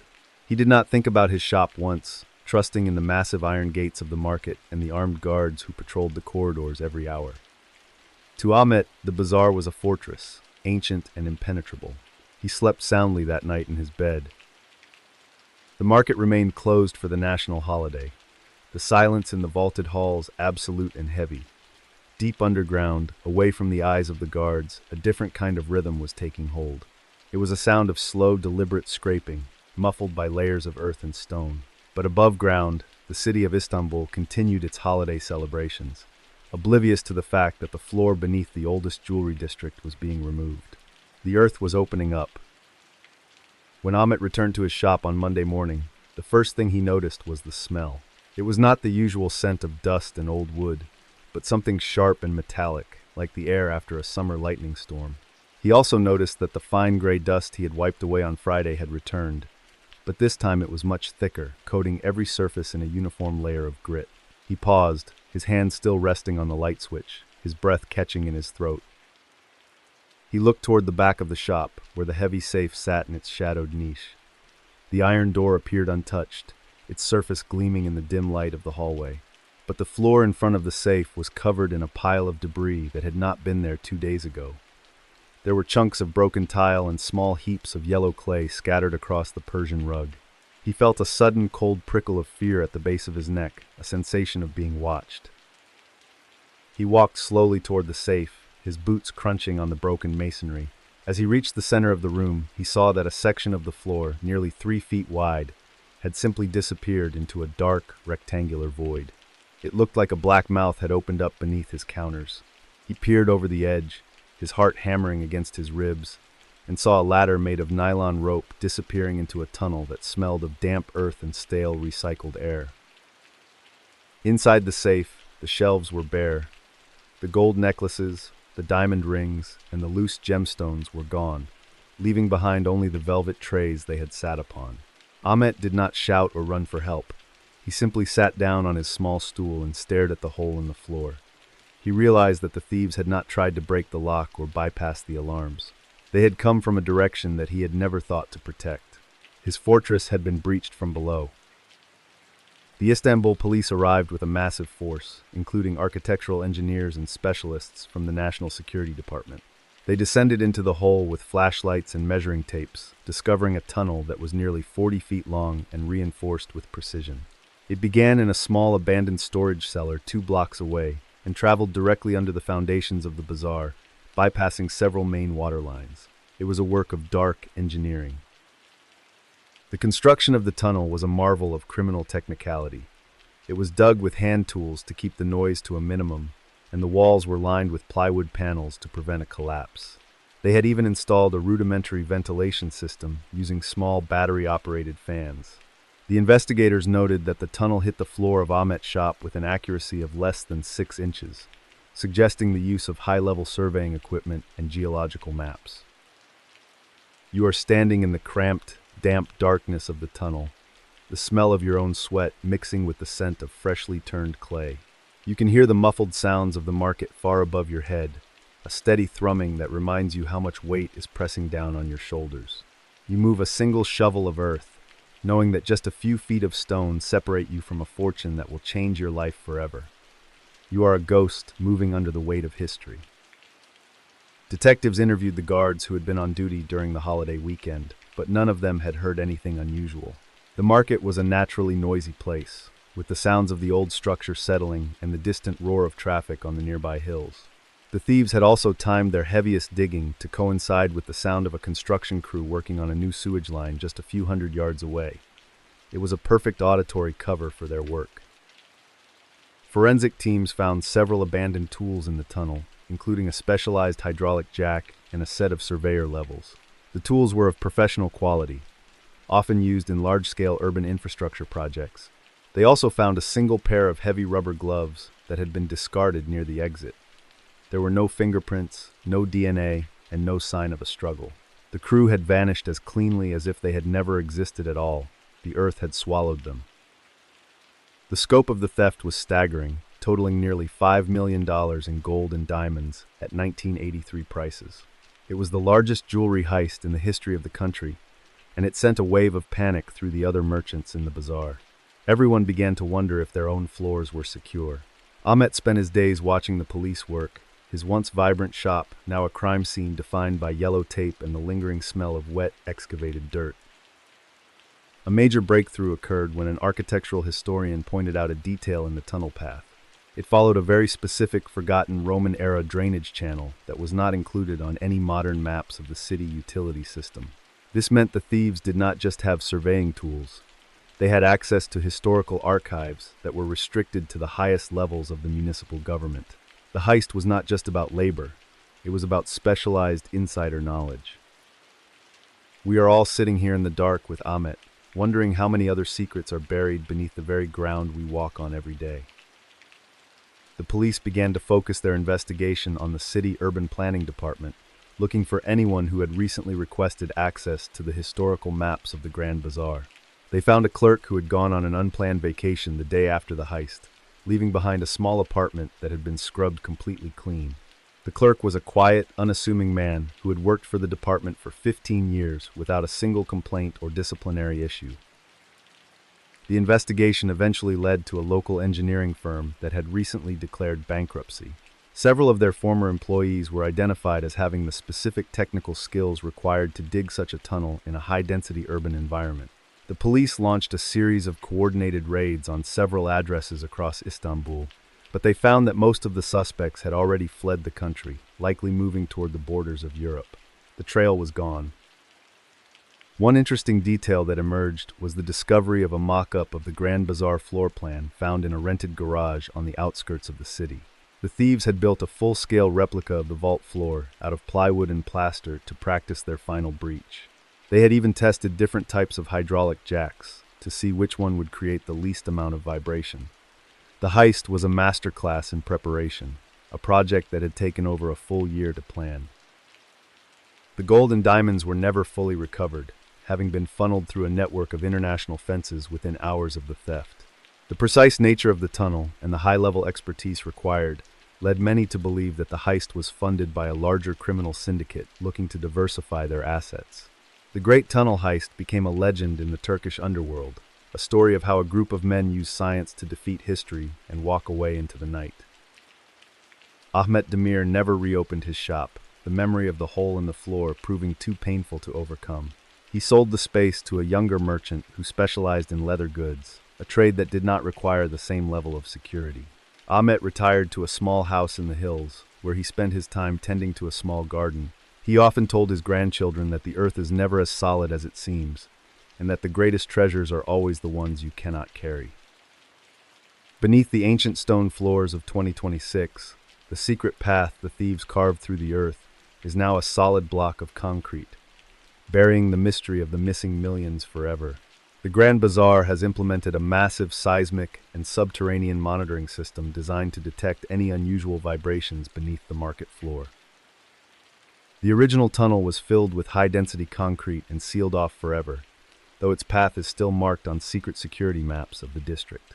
The case remains officially open, though the statute of limitations has long since passed for most of the suspected participants involved.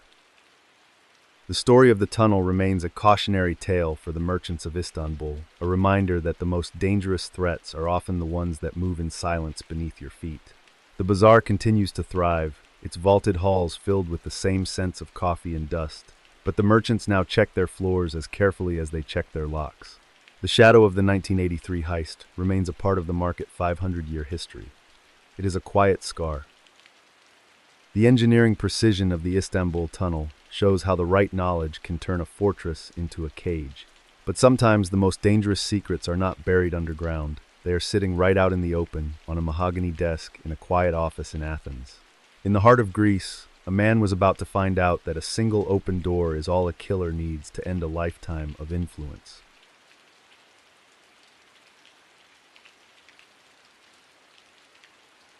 March 1983. The newsroom of Vradini in downtown Athens. 71-year-old George Athanasiadis sat at his mahogany desk, reviewing the final proofs for the morning edition. The air was thick with the scent of fresh ink, cigarette smoke, and the rhythmic clacking of typewriters from the outer hall. He reached for a red pen, his fingers steady as he circled a typo in a headline about the national budget. A cold draft seeped through the window frame, carrying the faint sound of traffic from the Plaka district below. George adjusted his glasses, the light from his desk lamp reflecting off the polished surface of a silver inkwell. He was a man of habit and order, a titan of the conservative press who believed a newspaper was the conscience of the state. He didn't look up when the heavy oak door to his private office creaked open on its hinges. The red pen was more than a tool to him. It was a symbol of his authority over the narrative of the city. He used a specific brand of ink that he imported from London, a small luxury that he allowed himself in an otherwise austere life. Every evening, he would methodically work through the stack of papers, ensuring that every comma and every period was in its proper place. This attention to detail was what made his publication the most respected in the country. Earlier that evening, George had shared a quiet dinner of grilled lamb and lemon potatoes with his longtime editor at a small tavern nearby. They had discussed the volatile political climate and the rising influence of radical groups in the city. George had laughed, dismissing the idea of personal security as a modern nuisance that only interfered with real work. He walked back to the office alone, enjoying the crisp spring air and the familiar glow of the street lamps. The walk from the tavern to the newsroom was a route he had taken thousands of times, and he knew every crack in the pavement. He enjoyed the anonymity of the evening crowd, the way he could blend in with the students and the workers heading home. George felt a deep connection to the streets of Athens, believing that his years of service had earned him a layer of unspoken protection. He didn't feel the need for walls or guards in the city he helped to build. In the corner of his desk sat a framed photograph of his grandchildren playing on a beach in Crete during the previous summer. He often looked at it when the pressure of the deadlines became too heavy, a small window into a world where politics and deadlines didn't exist. He had promised his wife he would be home by midnight, a promise he intended to keep once the editorial was filed. George took a final sip of his cold coffee, the bitter taste grounding him. His secretary, a woman who had worked for him for 20 years, poked her head in to ask if he needed anything else before she left for the night. He thanked her with a polite nod, telling her to catch the last bus and not to worry about the light in the lobby. He watched her pull the door shut, hearing her heels click down the hallway until the sound faded into the general hum of the building. He was now alone in the executive suite, surrounded by his books. George turned his attention back to a report on the shipping industry, a sector he had covered for decades with a sharp and critical eye. He marked a section about new regulations with a firm, decisive stroke of his pen. This was the work he loved, the granular detail of power and commerce that shaped the nation. He stood up to stretch his legs, walking toward the window to look out at the Acropolis, which was illuminated against the velvet black sky of the night. The sound of the hallway outside was unusually still, the usual bustle of the night shift having moved to the printing floor in the basement. George noticed that the hum of the air conditioner had stopped, leaving the room in a heavy, unnatural silence. He didn't think much of it, assuming a circuit had tripped or a timer had expired. He returned to his desk, the leather of his chair creaking as he settled back into the task of editing the final page. The sound of the door opening a second time was so quiet it was almost imperceptible to the human ear. George assumed a janitor had arrived to empty the wastebasket, or that his secretary had forgotten her keys on the counter. He didn't turn around immediately, his eyes still fixed on the galley proofs in front of him. There was a brief, heavy pause in the room, a moment where the natural rhythm of the office seemed to skip a beat, replaced by a coldness. A man stood in the doorway, wearing a nondescript dark jacket and a cap pulled low over his brow to hide his features. He didn't speak, and he didn't demand money or documents from the safe. In his hand was a small, black, semi-automatic pistol, its barrel fitted with a long, cylindrical suppressor. The stranger moved with a terrifying professional calm, stepping into the pool of light. George finally turned, his expression shifting from curiosity to shock. You are standing by the window, watching a man you have never seen before raise a weapon toward your chest. The air in the office suddenly feels freezing, the smell of the ink and the coffee replaced by the sharp, metallic scent of the gun oil. You want to speak, to ask who he is or what he wants, but your throat is tight and the words won't come. The transition from a normal Tuesday night to a fight for your life has happened in a single, silent breath. The man fired 3 times in rapid succession, the movements of his hands steady and practiced. The sound was not a roar, but a series of muffled, rhythmic pops that barely carried beyond the thick oak walls of the executive suite. George felt a series of heavy, hot impacts that knocked him backward against the desk, scattering the galley proofs onto the floor. He slumped into his leather chair, the red pen still clutched in his hand, as the stranger turned. The assassin walked out of the office with the same calm pace he had used to enter, closing the door softly behind him. He moved through the empty hallways with the confidence of someone who knew the security schedule by heart. He didn't use the elevator, instead taking the service stairs to the basement and exiting through a delivery door that had been propped open with a small stone. Within minutes, he had vanished into the labyrinth of the city streets.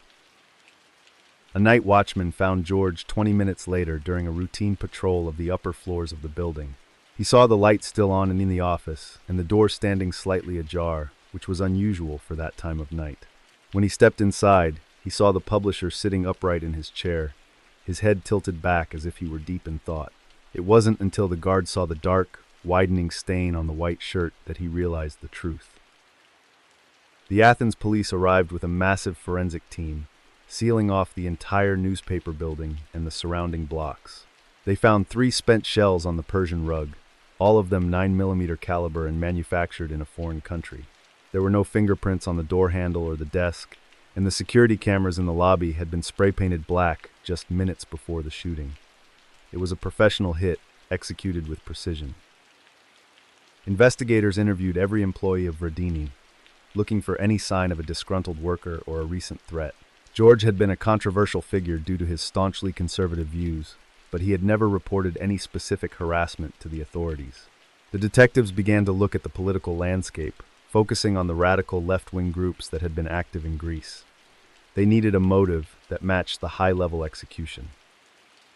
The primary suspect was the revolutionary organization 17 November, a group known for targeting politicians and industrialists. They had a specific signature, often using a .45 caliber Colt and leaving behind a lengthy manifesto to justify their actions. But as the days turned into weeks, no manifesto appeared. The police were left with a professional murder, but no one willing to claim responsibility. The silence from the underworld was deafening. The red pen remained on the desk for several months after the investigation stalled, a silent marker of a sentence that was never finished. It sat exactly where he had dropped it, untouched by the cleaners or the police who moved through the room with their measuring tapes and cameras. We often look for closure in the big reveals, but sometimes the most profound truth is found in the stillness of an object that outlasts its owner and its original purpose. Detectives turned their attention to George's private financial records, searching for any sign of a business deal gone wrong or a hidden debt.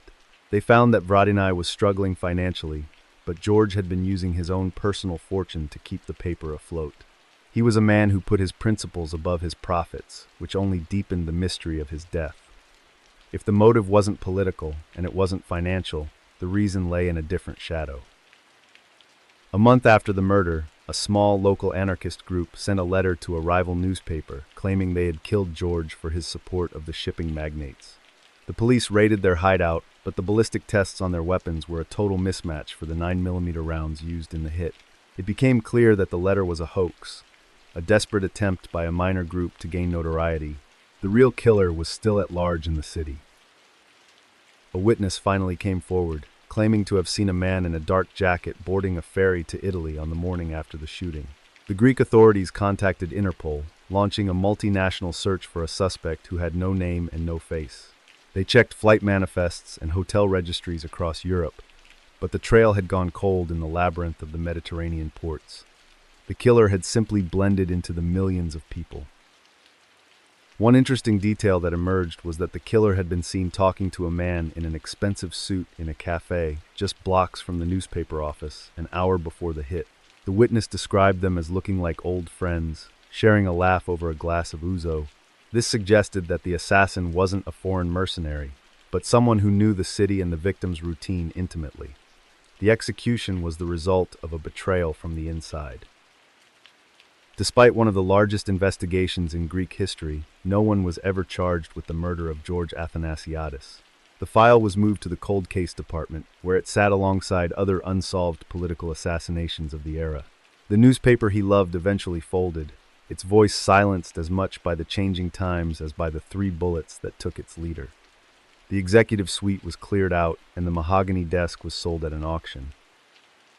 Within the dust-covered archives of 2026, the ink on George's final editorial has long since dried, and the file on the man who entered through the open door remains a hollow, unanswered question.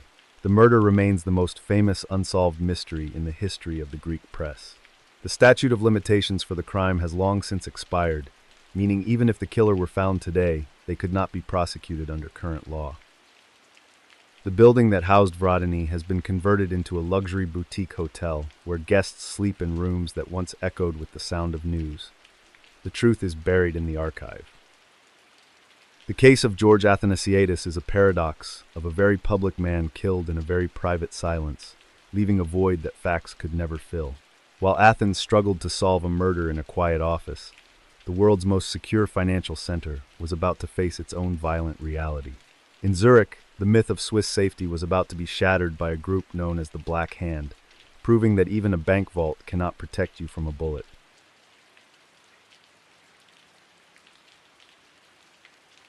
On a crisp Tuesday afternoon in April 1983, in the heart of the Zurich financial district, 45-year-old businessman Kemal Sankak stepped out of the lobby of a luxury hotel. The air was sharp with the scent of mountain pine and expensive perfume.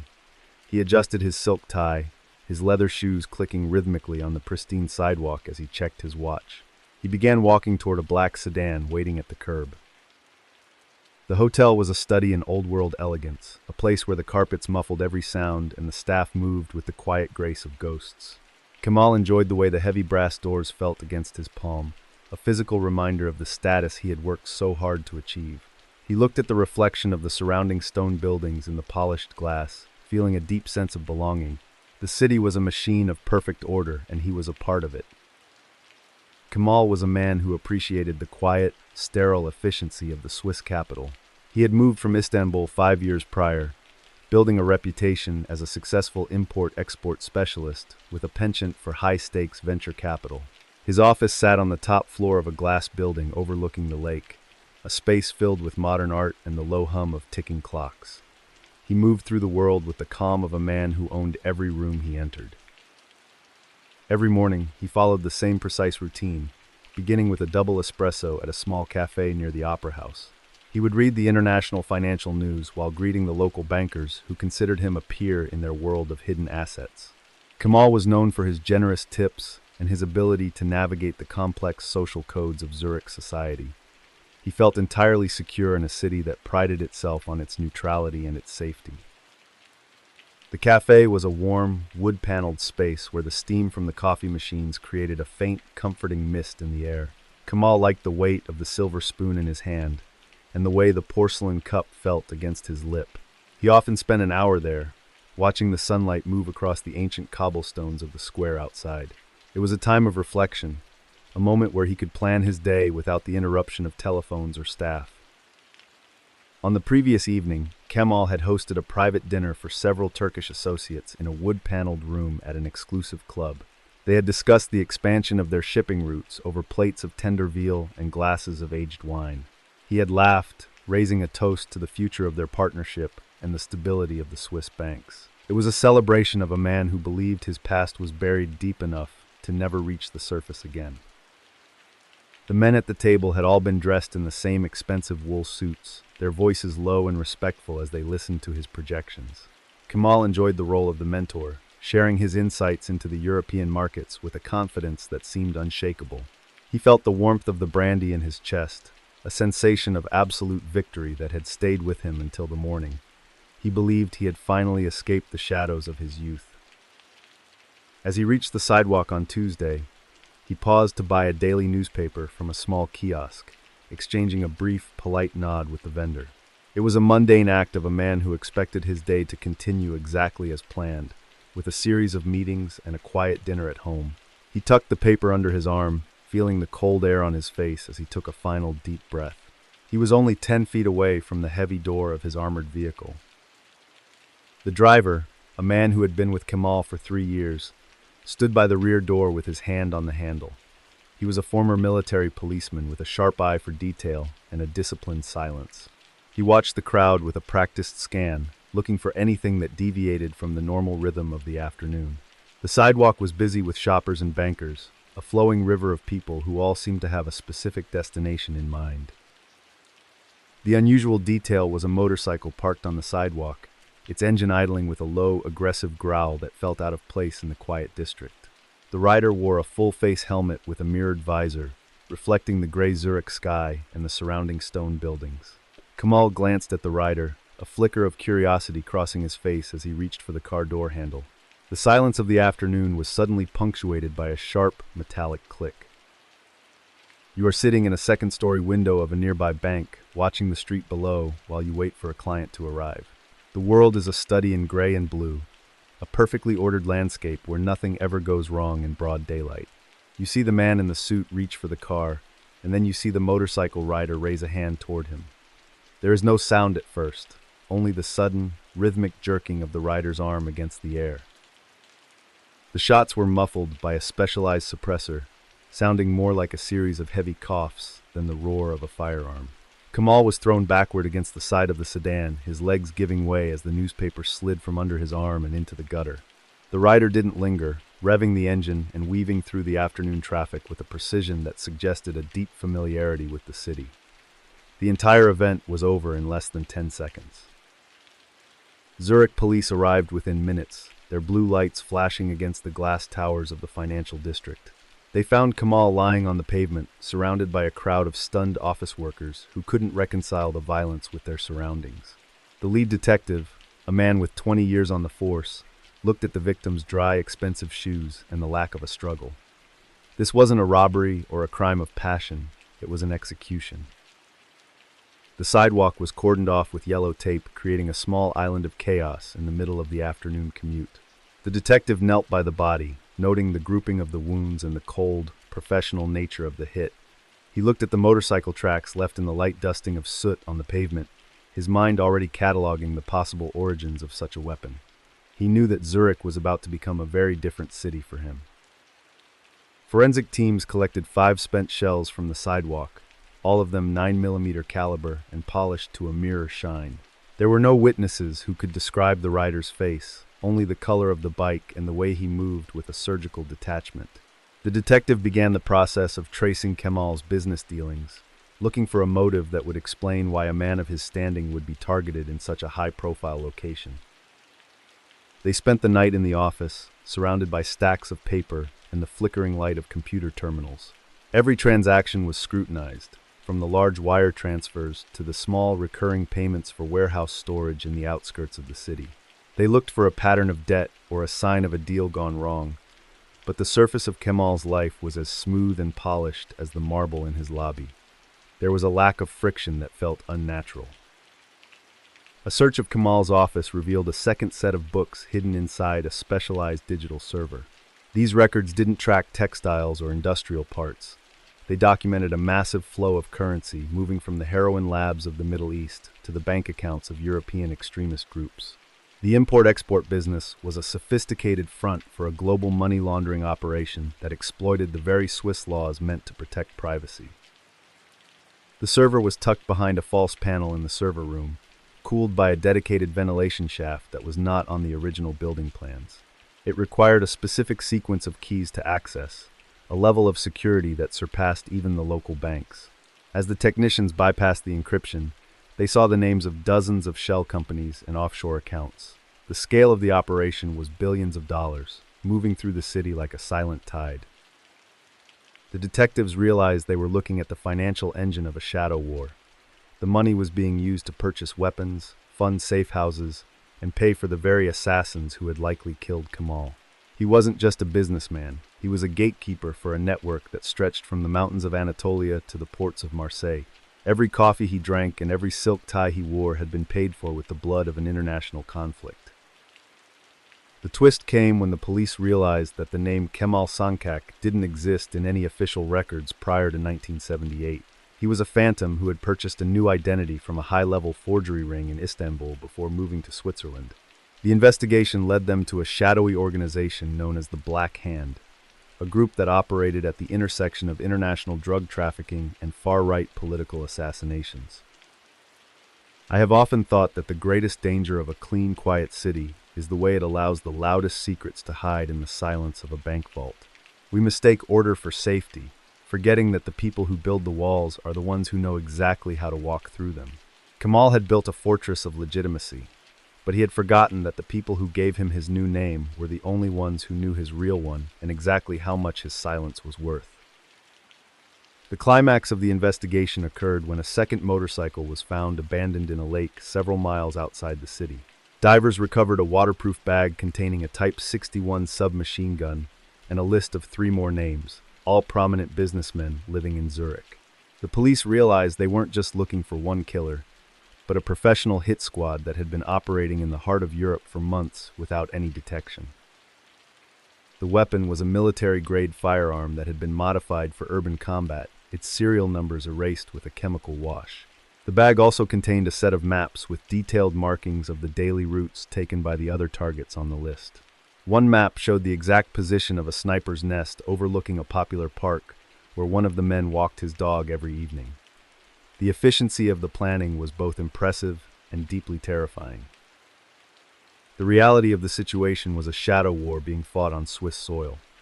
The Black Hand was cleaning drug money to fund a series of political destabilization campaigns across the Mediterranean. Kemal had been a high-ranking lieutenant who had attempted to siphon off a small percentage of the profits for his own private investments. In the world of the Black Hand, there was no such thing as a minor theft or a quiet retirement from the organization. He had believed that the distance between Zurich and Istanbul was enough to protect him from his past. He thought that by adopting the manners and the dress of the Swiss elite, he had become one of them. But to the organization, he was always just a tool that had become faulty.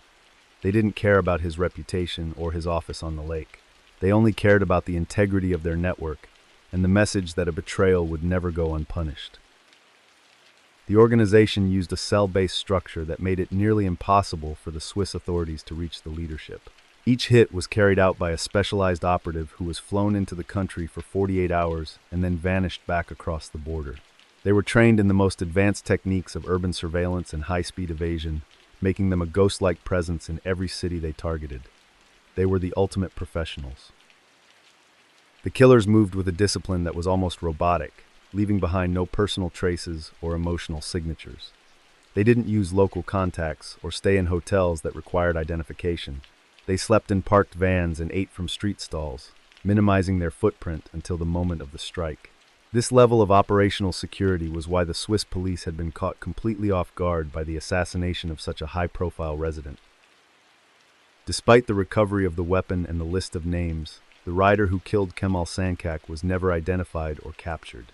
The case became a catalyst for a massive overhaul of Swiss banking and residency laws, ending the era of total anonymity that had attracted men like Kemal to Zurich. The black sedan was sold at a police auction, and the luxury hotel lobby was cleared of the lingering scent of gunpowder. The order of the city was restored, but the myth was gone. The new regulations required every bank to verify the ultimate beneficial owner of every account, a process that stripped away the layers of shell companies.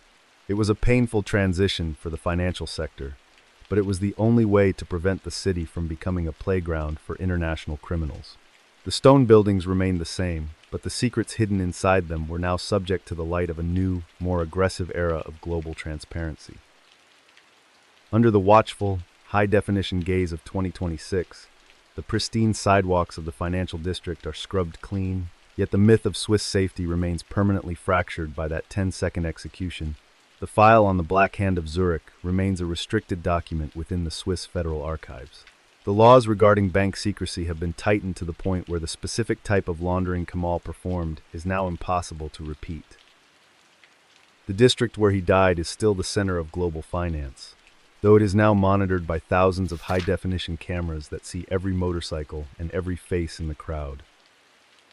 The memory of the shooting is still discussed in the quiet corners of the city's cafes. A story of the afternoon, the mountain pine scent was replaced by cordite.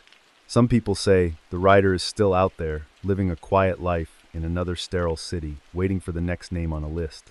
Others believe the organization simply moved its operations into the digital world, where the tunnels are made of code instead of concrete. The shadows never really disappear. The cold, surgical violence of a professional hit in a financial capital shows how far people will go to protect a secret. But sometimes, the most horrific secrets aren't buried in bank records or protected by assassins. They are left out in the open, in the humid silence of a jungle clearing where an entire village once lived. We move from the sterile streets of Zurich to the dense, heavy air of El Salvador, where the truth was being unearthed one small shoe at a time.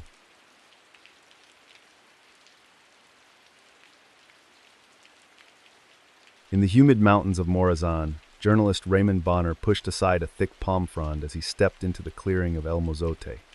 The air was heavy with the scent of damp earth and rotting fruit.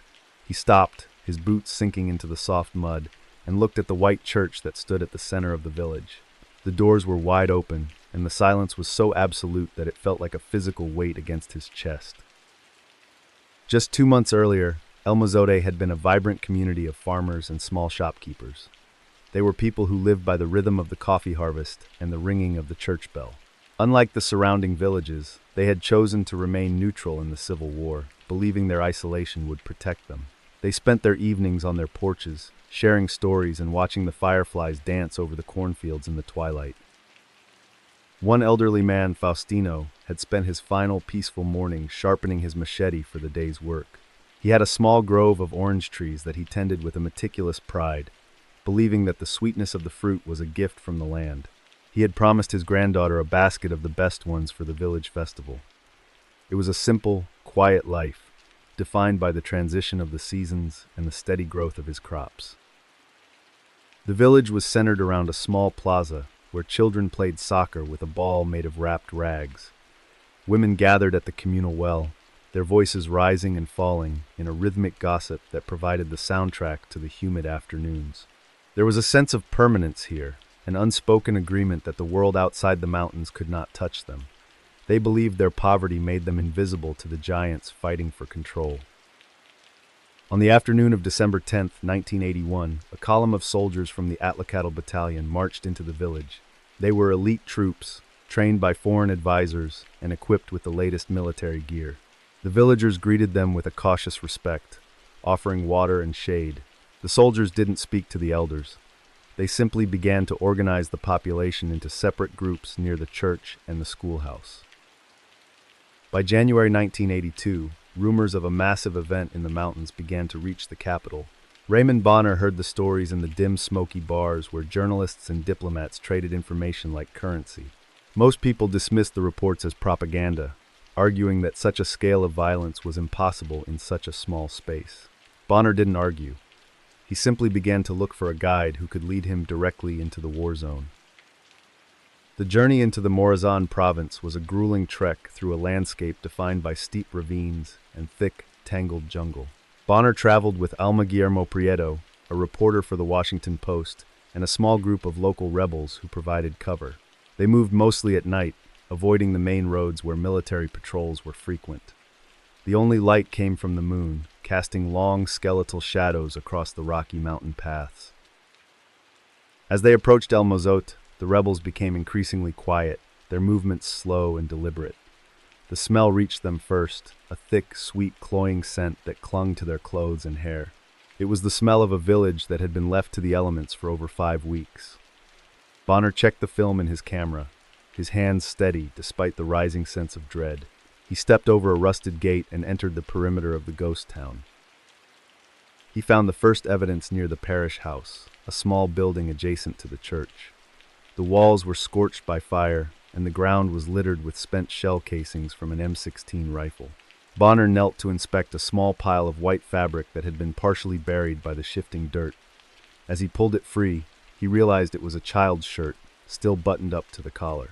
It was the first physical proof of the horror. You are standing inside the ruins of the schoolhouse, the light filtering through the bullet holes in the corrugated metal roof. The floor is covered in a layer of gray ash and charred wood, but as you move your foot, you see the outline of something small in porcelain. It is a doll's head, its painted blue eyes staring up at you from the debris. You realize that this room was once filled with the sounds of learning, and now it only holds the cold weight. There is a specific kind of cold that settles in your bones when you realize you are walking through a graveyard that doesn't have any headstones. Out of the hundreds of people who lived in El Mozote, only one voice remained to tell the story. Rufina Amaya had hidden in a thicket of crabgrass behind her house while the soldiers were busy elsewhere. She had watched from the shadows as her husband and children were taken away, her hand clamped over her mouth to stifle her own breathing. She lived through the night by becoming a part of the earth, unmoving and silent while the world around her burned. Bonner interviewed Rufina in a small, darkened hut several miles from the village. Her voice was thin and raspy, as if the effort of speaking was a physical strain. She described the systematic way the soldiers moved from house to house, the cold efficiency of the officers, and the final silence that fell over the valley. She didn't ask for pity or for help. She simply wanted the world to know that her neighbors had existed and that they were now gone. Bonner meticulously documented the site, taking hundreds of photographs of the ruins and the personal items scattered across the ground. He found a ledger from the local store, its pages filled with the names of people who owed small debts for flour and sugar. He realized that the village had been erased, not just physically, but socially. Every name in that book represented a life that had been deemed disposable by the men in the elite battalion. The reporters spent only a few hours in the village, aware that the military could return at any moment to finish what they had started. They moved with a frantic energy, collecting testimonies and samples of the spent ammunition. Bonner felt a heavy sense of guilt as he turned to leave, looking back at the open church doors one last time. He knew that once he walked away, the jungle would begin to reclaim the stone and the bone in a slow green tide. When the stories were published in the New York Times and the Washington Post on January 27, 1982, the reaction was immediate and violent. The government of El Salvador denied that a massacre had occurred, calling the reports a fabrication by communist sympathizers. They argued that the villagers had been killed in a crossfire during a legitimate battle. The official narrative was a wall of steel designed to protect the state. In Washington, the reaction was even more calculated. High-ranking officials in the Reagan administration testified before Congress that there was no credible evidence of a massacre. They sent their own investigators to the region, but these men only flew over the area in helicopters, never setting foot in the village or speaking to the survivors. They concluded that the reports were greatly exaggerated, ensuring that military aid would continue to flow. Raymond Bonner became a target of intense criticism from his own government and from conservative pundits who accused him of being a tool for the rebels. He was eventually pressured to leave El Salvador, his career temporarily derailed by the very truth he had fought to expose. The weight of the official denial was so heavy that for nearly a decade, the story of El Mozote was treated as an urban legend or a tragic piece of wartime misinformation. The truth only began to resurface in 1992, following the end of the Civil War and the signing of the peace accords. A United Nations Truth Commission was established to investigate the atrocities committed by both sides. They brought in a team of international forensic anthropologists to perform the first official exhumations in the village. This was the moment the Earth finally began to give up its secrets, 10 years after the reporters first arrived. The forensic team focused on the small building known as El Conventito, next to the church. As they carefully removed the layers of soil, they found the remains of over 140 individuals. The most chilling detail was that the vast majority were children, some still wearing the small shoes and clothing that Bonner had seen a decade earlier. The ballistic evidence confirmed that they had been executed with the same M16 rifles used by the battalion. The discovery of the children's remains made the official denial impossible to maintain. The Truth Commission report named the officers involved and described the massacre as a premeditated act of mass murder. However, an amnesty law passed by the Salvadoran government shortly after the report protected the perpetrators from prosecution for decades. The survivors were left with the truth, but they were still waiting for the justice that had been promised. One detail that haunts the records is the discovery of a small group of villagers who had hidden in a cave several miles away. They had survived the initial sweep, but were eventually found by a patrol. One soldier, a young conscript, had reportedly refused to fire, only to be threatened with death by his own commander. This single moment of hesitation represents the thin, flickering line of humanity that survived even in the darkest hours of the Morazan Mountains. Rufina Amaya lived long enough to see her testimony vindicated by the forensic evidence. She spent the rest of her life as a guardian of the memory of El Mozote, speaking to anyone who would listen about the importance of the truth. She died in 2007, but her voice remains the cornerstone of the historical record. The village has been partially rebuilt, but the atmosphere remains heavy with the weight of the 800 people who were lost. As the heavy rains fall over the mountains of Morazan in 2026, the earth continues its slow, patient process of revealing the truths that high-ranking men spent decades trying to bury. The legal case against the high-ranking officers of the Atlacatl Battalion is still technically ongoing in the Salvadoran courts. Despite numerous delays and political shifts, a small group of dedicated lawyers continues to push for a final verdict. The site of the massacre is now a national monument, and a wall of names stands in the plaza where the rags were once kicked into the air. Corn is grown there again, but the soil is different. The investigation into El Mozote is a reminder that the truth does not depend on being believed, it only depends on existing. A village can be burned, a people can be silenced, and a government can lie, but the bones in the earth have a memory that lasts longer than any administration. Raymond Bonner eventually returned to El Salvador as an elder statesman of journalism, finally recognized for the courage he showed in that quiet, humid clearing so long ago. The heavy, humid silence of the Salvadoran jungle is a burden that lingers long after you walk away. It is a story of a massacre that the world tried to forget, only for the truth to bloom like a dark flower in the mud. From the green shadows of Morazan, we travel back across the ocean to the dusty ravines of India. There, a woman with a red bandana was preparing to step out of the shadows and end a cycle of violence on her own terms.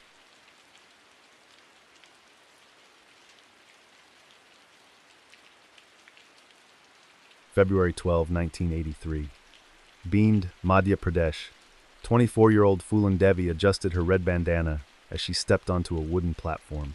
She carried a Mauser rifle across her chest, her small frame looking almost delicate against the massive crowd of 10,000 people. The dry wind of the Chambal Valley carried the scent of dust and marigolds. This was the end of a hunt that had lasted 3 years. Before the rifles and the red bandana, Phulan was a young girl in a village made of mud and straw in Uttar Pradesh. She spent her mornings collecting firewood and her afternoons helping her mother wash clothes in the river. Life was defined by the strict boundaries of the caste system and the constant struggle to protect a tiny patch of ancestral land. She was a child of the river, small and quick, with eyes that saw everything. Her village was a place where the sun baked the earth into a hard, cracked crust that yielded very little. Phulan would often walk miles to the nearest well, the heavy metal pot balanced on her head as she navigated the narrow dirt paths. She watched the high caste landlords ride by on their horses, their shadows stretching over the fields that her family had worked for generations. She learned early that silence was the only armor she possessed. Her childhood ended at the age of 11 when she was sold into a marriage with a man 3 times her age for the price of a cow and a bicycle. The transition from a daughter to a servant was immediate and brutal, leaving her with a deep, silent anger that no one in her village bothered to notice. She returned home a few years later, a pariah in her own community, rejected by the very people who were supposed to protect her from the world. Phulan spent her teenage years as an outcast, working in the fields for pennies while facing constant harassment from the village elders. She refused to lower her gaze when the landlord spoke to her, a small act of defiance that earned her a reputation for being difficult. She understood that the system was designed to crush people like her, and she began to realize that the only way to survive was to find a path outside the law. The Chambal ravines are a labyrinth of jagged cliffs and hidden caves where the laws of the city have no reach. In the early 80s, Fulin was kidnapped by a gang of dacoits, a group of outlaws who lived by their own code of survival. She didn't beg for mercy or try to run. She learned how to clean a rifle and how to move through the tall grass without making a sound. The girl from the river was becoming a creature of the rocks. She lived on a diet of dry bread and river water, sleeping on the cold stone floors of the caves with her rifle clutched to her chest. The gang leaders taught her how to read the tracks of the police patrols and how to disappear into the scrub brush at the first sign of movement. She found a strange sense of freedom in the wild, away from the rigid expectations of the village. For the first time in her life, she had a weapon. In February 1981, a group of high-caste men from the village of Bemai captured Fulin and held her for 3 weeks. They didn't see her as a person, but as a message to be sent to the lower castes who dared to defy them. They eventually left her for dead in a dry ditch, believing she would never be heard from again. It was a calculated act of cruelty that would change the history of the entire region and lead to a bloodbath. 3 weeks later, a woman in a police uniform appeared on the outskirts of Bemai, leading a group of armed men. She moved with a terrifying, rhythmic precision, her face a mask of cold determination. She rounded up 22 men from the village and marched them to the riverbank, where she forced them to kneel in the dust. The bandit queen had returned to collect a debt that could only be paid in lead. This was her justice. The sound of the shots echoed through the valley for miles, a sharp, repetitive crack that signaled the end of the old order. Fulin watched the water of the river turn a dark, murky red as the men fell forward into the silt. She didn't stay to celebrate her victory, turning her back on the village and leading her men back into the safety of the ravines. She knew that the government would now have no choice but to hunt her down. For the next 2 years, the Indian government launched one of the most expensive and frustrating manhunts in the history of the country. Thousands of police officers flooded the Chambal Valley, setting up checkpoints and scanning the ravines with helicopters. They expected to find a monster, but they only found empty campsites and villagers who refused to speak. Fulin had become a ghost, protected by the very people the state had ignored. The police spent millions of rupees on informants and surveillance equipment, but the ravines remained a black hole for information. Every time a patrol thought they had her cornered, she would slip through a narrow crevice in the rock that didn't appear on any map. She moved at night, her boots wrapped in rags to muffle the sound of her footsteps on the gravel. The authorities were chasing a legend, and the legend was winning. You are sitting in a shallow cave, the air smelling of damp stone and gunpowder. You can hear the distant drone of a police helicopter circling the ridge, its searchlight cutting through the night like a blade. Your feet are blistered and your stomach is empty, but you don't feel the cold. You are 24 years old, and you have realized that the only way to survive is to be more dangerous than the men who are hunting you down. I have spent a lot of time looking at the photos from that era, trying to find a trace of the little girl in the eyes of the woman holding the rifle. It is hard to judge a person who was given no choice but to become the weapon that destroyed her. There is a specific kind of silence that falls over a room when her name is mentioned, even 40 years later. We all want to believe we would be heroes, but sometimes we are just survivors. By 1983, the pressure on the government reached a breaking point. Fulin realized that she couldn't stay in the ravines forever, but she refused to be caught like a common criminal. She initiated her own secret negotiations with the chief minister, setting terms that were unheard of for an outlaw. She demanded that her family's land be returned and that she would not face the death penalty. She was a general arranging a truce. She sent a series of handwritten letters through a trusted middleman, outlining her requirements for a peaceful surrender. She insisted that the ceremony take place in public, in front of a massive crowd, to ensure that the police couldn't execute her once she was in custody. The government, desperate to end the embarrassment of the failed manhunt, agreed to every single one of her terms. The stage was set for a final, public performance. On the day of her surrender, Fulin didn't look like a defeated fugitive. She stood on the stage in bind, flanked by high-ranking officials who looked small in her presence. She handed over her Mauser with a slow, deliberate motion, her eyes never leaving the crowd. She had turned her capture into a political event, a performance of power that left the authorities stunned. She was no longer just a bandit, she was a symbol of the struggle. The crowd watched in a heavy, respectful silence as she stepped down from the platform and into the back of a police van. She didn't look back at the ravines that had been her home for 3 years, her face set in a hard, unreadable mask. The people began to chant her name, a low, rhythmic sound that carried across the valley like a warning. She was being taken to prison, but in the eyes of the public, she had already won.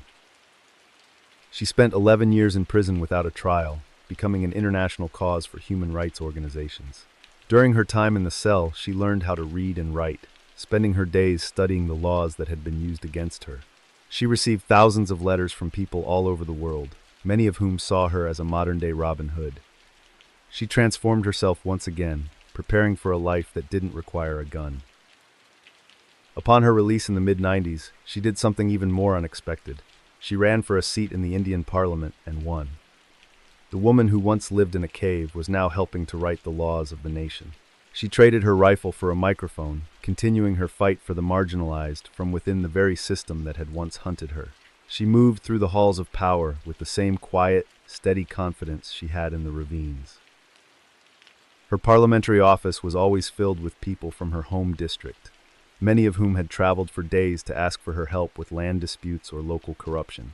She listened to every story, scribbling notes in a small ledger, just as she had seen the politicians do when she was a child. She used her position to build schools and clinics in the rural areas, focusing on the needs of the women who had been left behind. She became a powerful voice for the Dalit community, speaking out against the violence and discrimination that still defined life for millions of people. Her speeches were often fiery and direct, earning her both loyal followers and powerful enemies. She knew that her presence in the capital was a constant irritation to the old guard, but she didn't care. She had survived the Chambal ravines. She wasn't afraid of a few angry men in suits. Her journey ended abruptly on a sunny afternoon in July 2001, outside her official residence in New Delhi. A group of men, claiming to be seeking revenge for the Baimai massacre, shot her as she returned home from work. She died in the street, just a few miles from the seat of power she had fought so hard to reach. The cycle of violence that began in a small village decades earlier had finally come full circle in the capital. The investigation into her death revealed a complex web of political rivalry and ancient grudges. The men who killed her were members of the same high-caste group she had targeted during her time as a dacoit. They had waited 20 years for their moment, proving that in some parts of the world, a debt of blood never expires. The nation mourned her death, but for her enemies, it was a long-awaited act of restoration. By the time the sun rises over the Chambal River in 2026, the red bandana and the Mauser rifle have become silent artifacts in a museum. While the cycle of violence they sparked continues to echo, the legal cases surrounding the Baimai massacre and Phulan's assassination are still bogged down in the Indian judicial system. The Chambal Valley is now a tourist destination, with guided tours that take visitors to the caves where she once hid from the world. Her legacy remains deeply polarizing, a story of a victim who became a victor and then a martyr. She is a goddess to some and a murderer to others. The village of Baimai is still a place defined by the events of 1981, with a small memorial standing on the riverbank where the men fell. The local residents speak of that day in hushed tones, the memory of the woman in the red bandana still vivid in their minds. They have moved on, but the shadow of the past remains a permanent part of the landscape. It is a village that history forgot until it became a headline. In the National Archives, the Mauser rifle she surrendered is kept under glass, its steel worn smooth by years of use in the dry mountain air. It sits alongside the red bandana and the handwritten letters she sent to the chief minister. These objects are now artifacts of a time when a single woman could challenge the entire weight of the state. They serve as a physical reminder of the high price of justice in a broken world. The story of Phulan Devi is a reminder that the line between a criminal and a hero is often drawn by those who hold the pen. We build our world on the myth of justice, but for many, justice is something you have to carve out of the rock with your own hands. The red bandana is gone, but the echo of her rifle still rings through the dusty ravines of Madhya Pradesh. It is a quiet, heavy sound that tells us the past is never truly buried. The campfire is burning low now, and the rain outside has turned into a steady, rhythmic tap against the glass. These stories of the cracks in the facade are not meant to scare you, but to remind you that the truth is often found in the places we are too afraid to look. I hope you found some comfort in the darkness tonight. If you did, I'll be here waiting for you next time the sun goes down.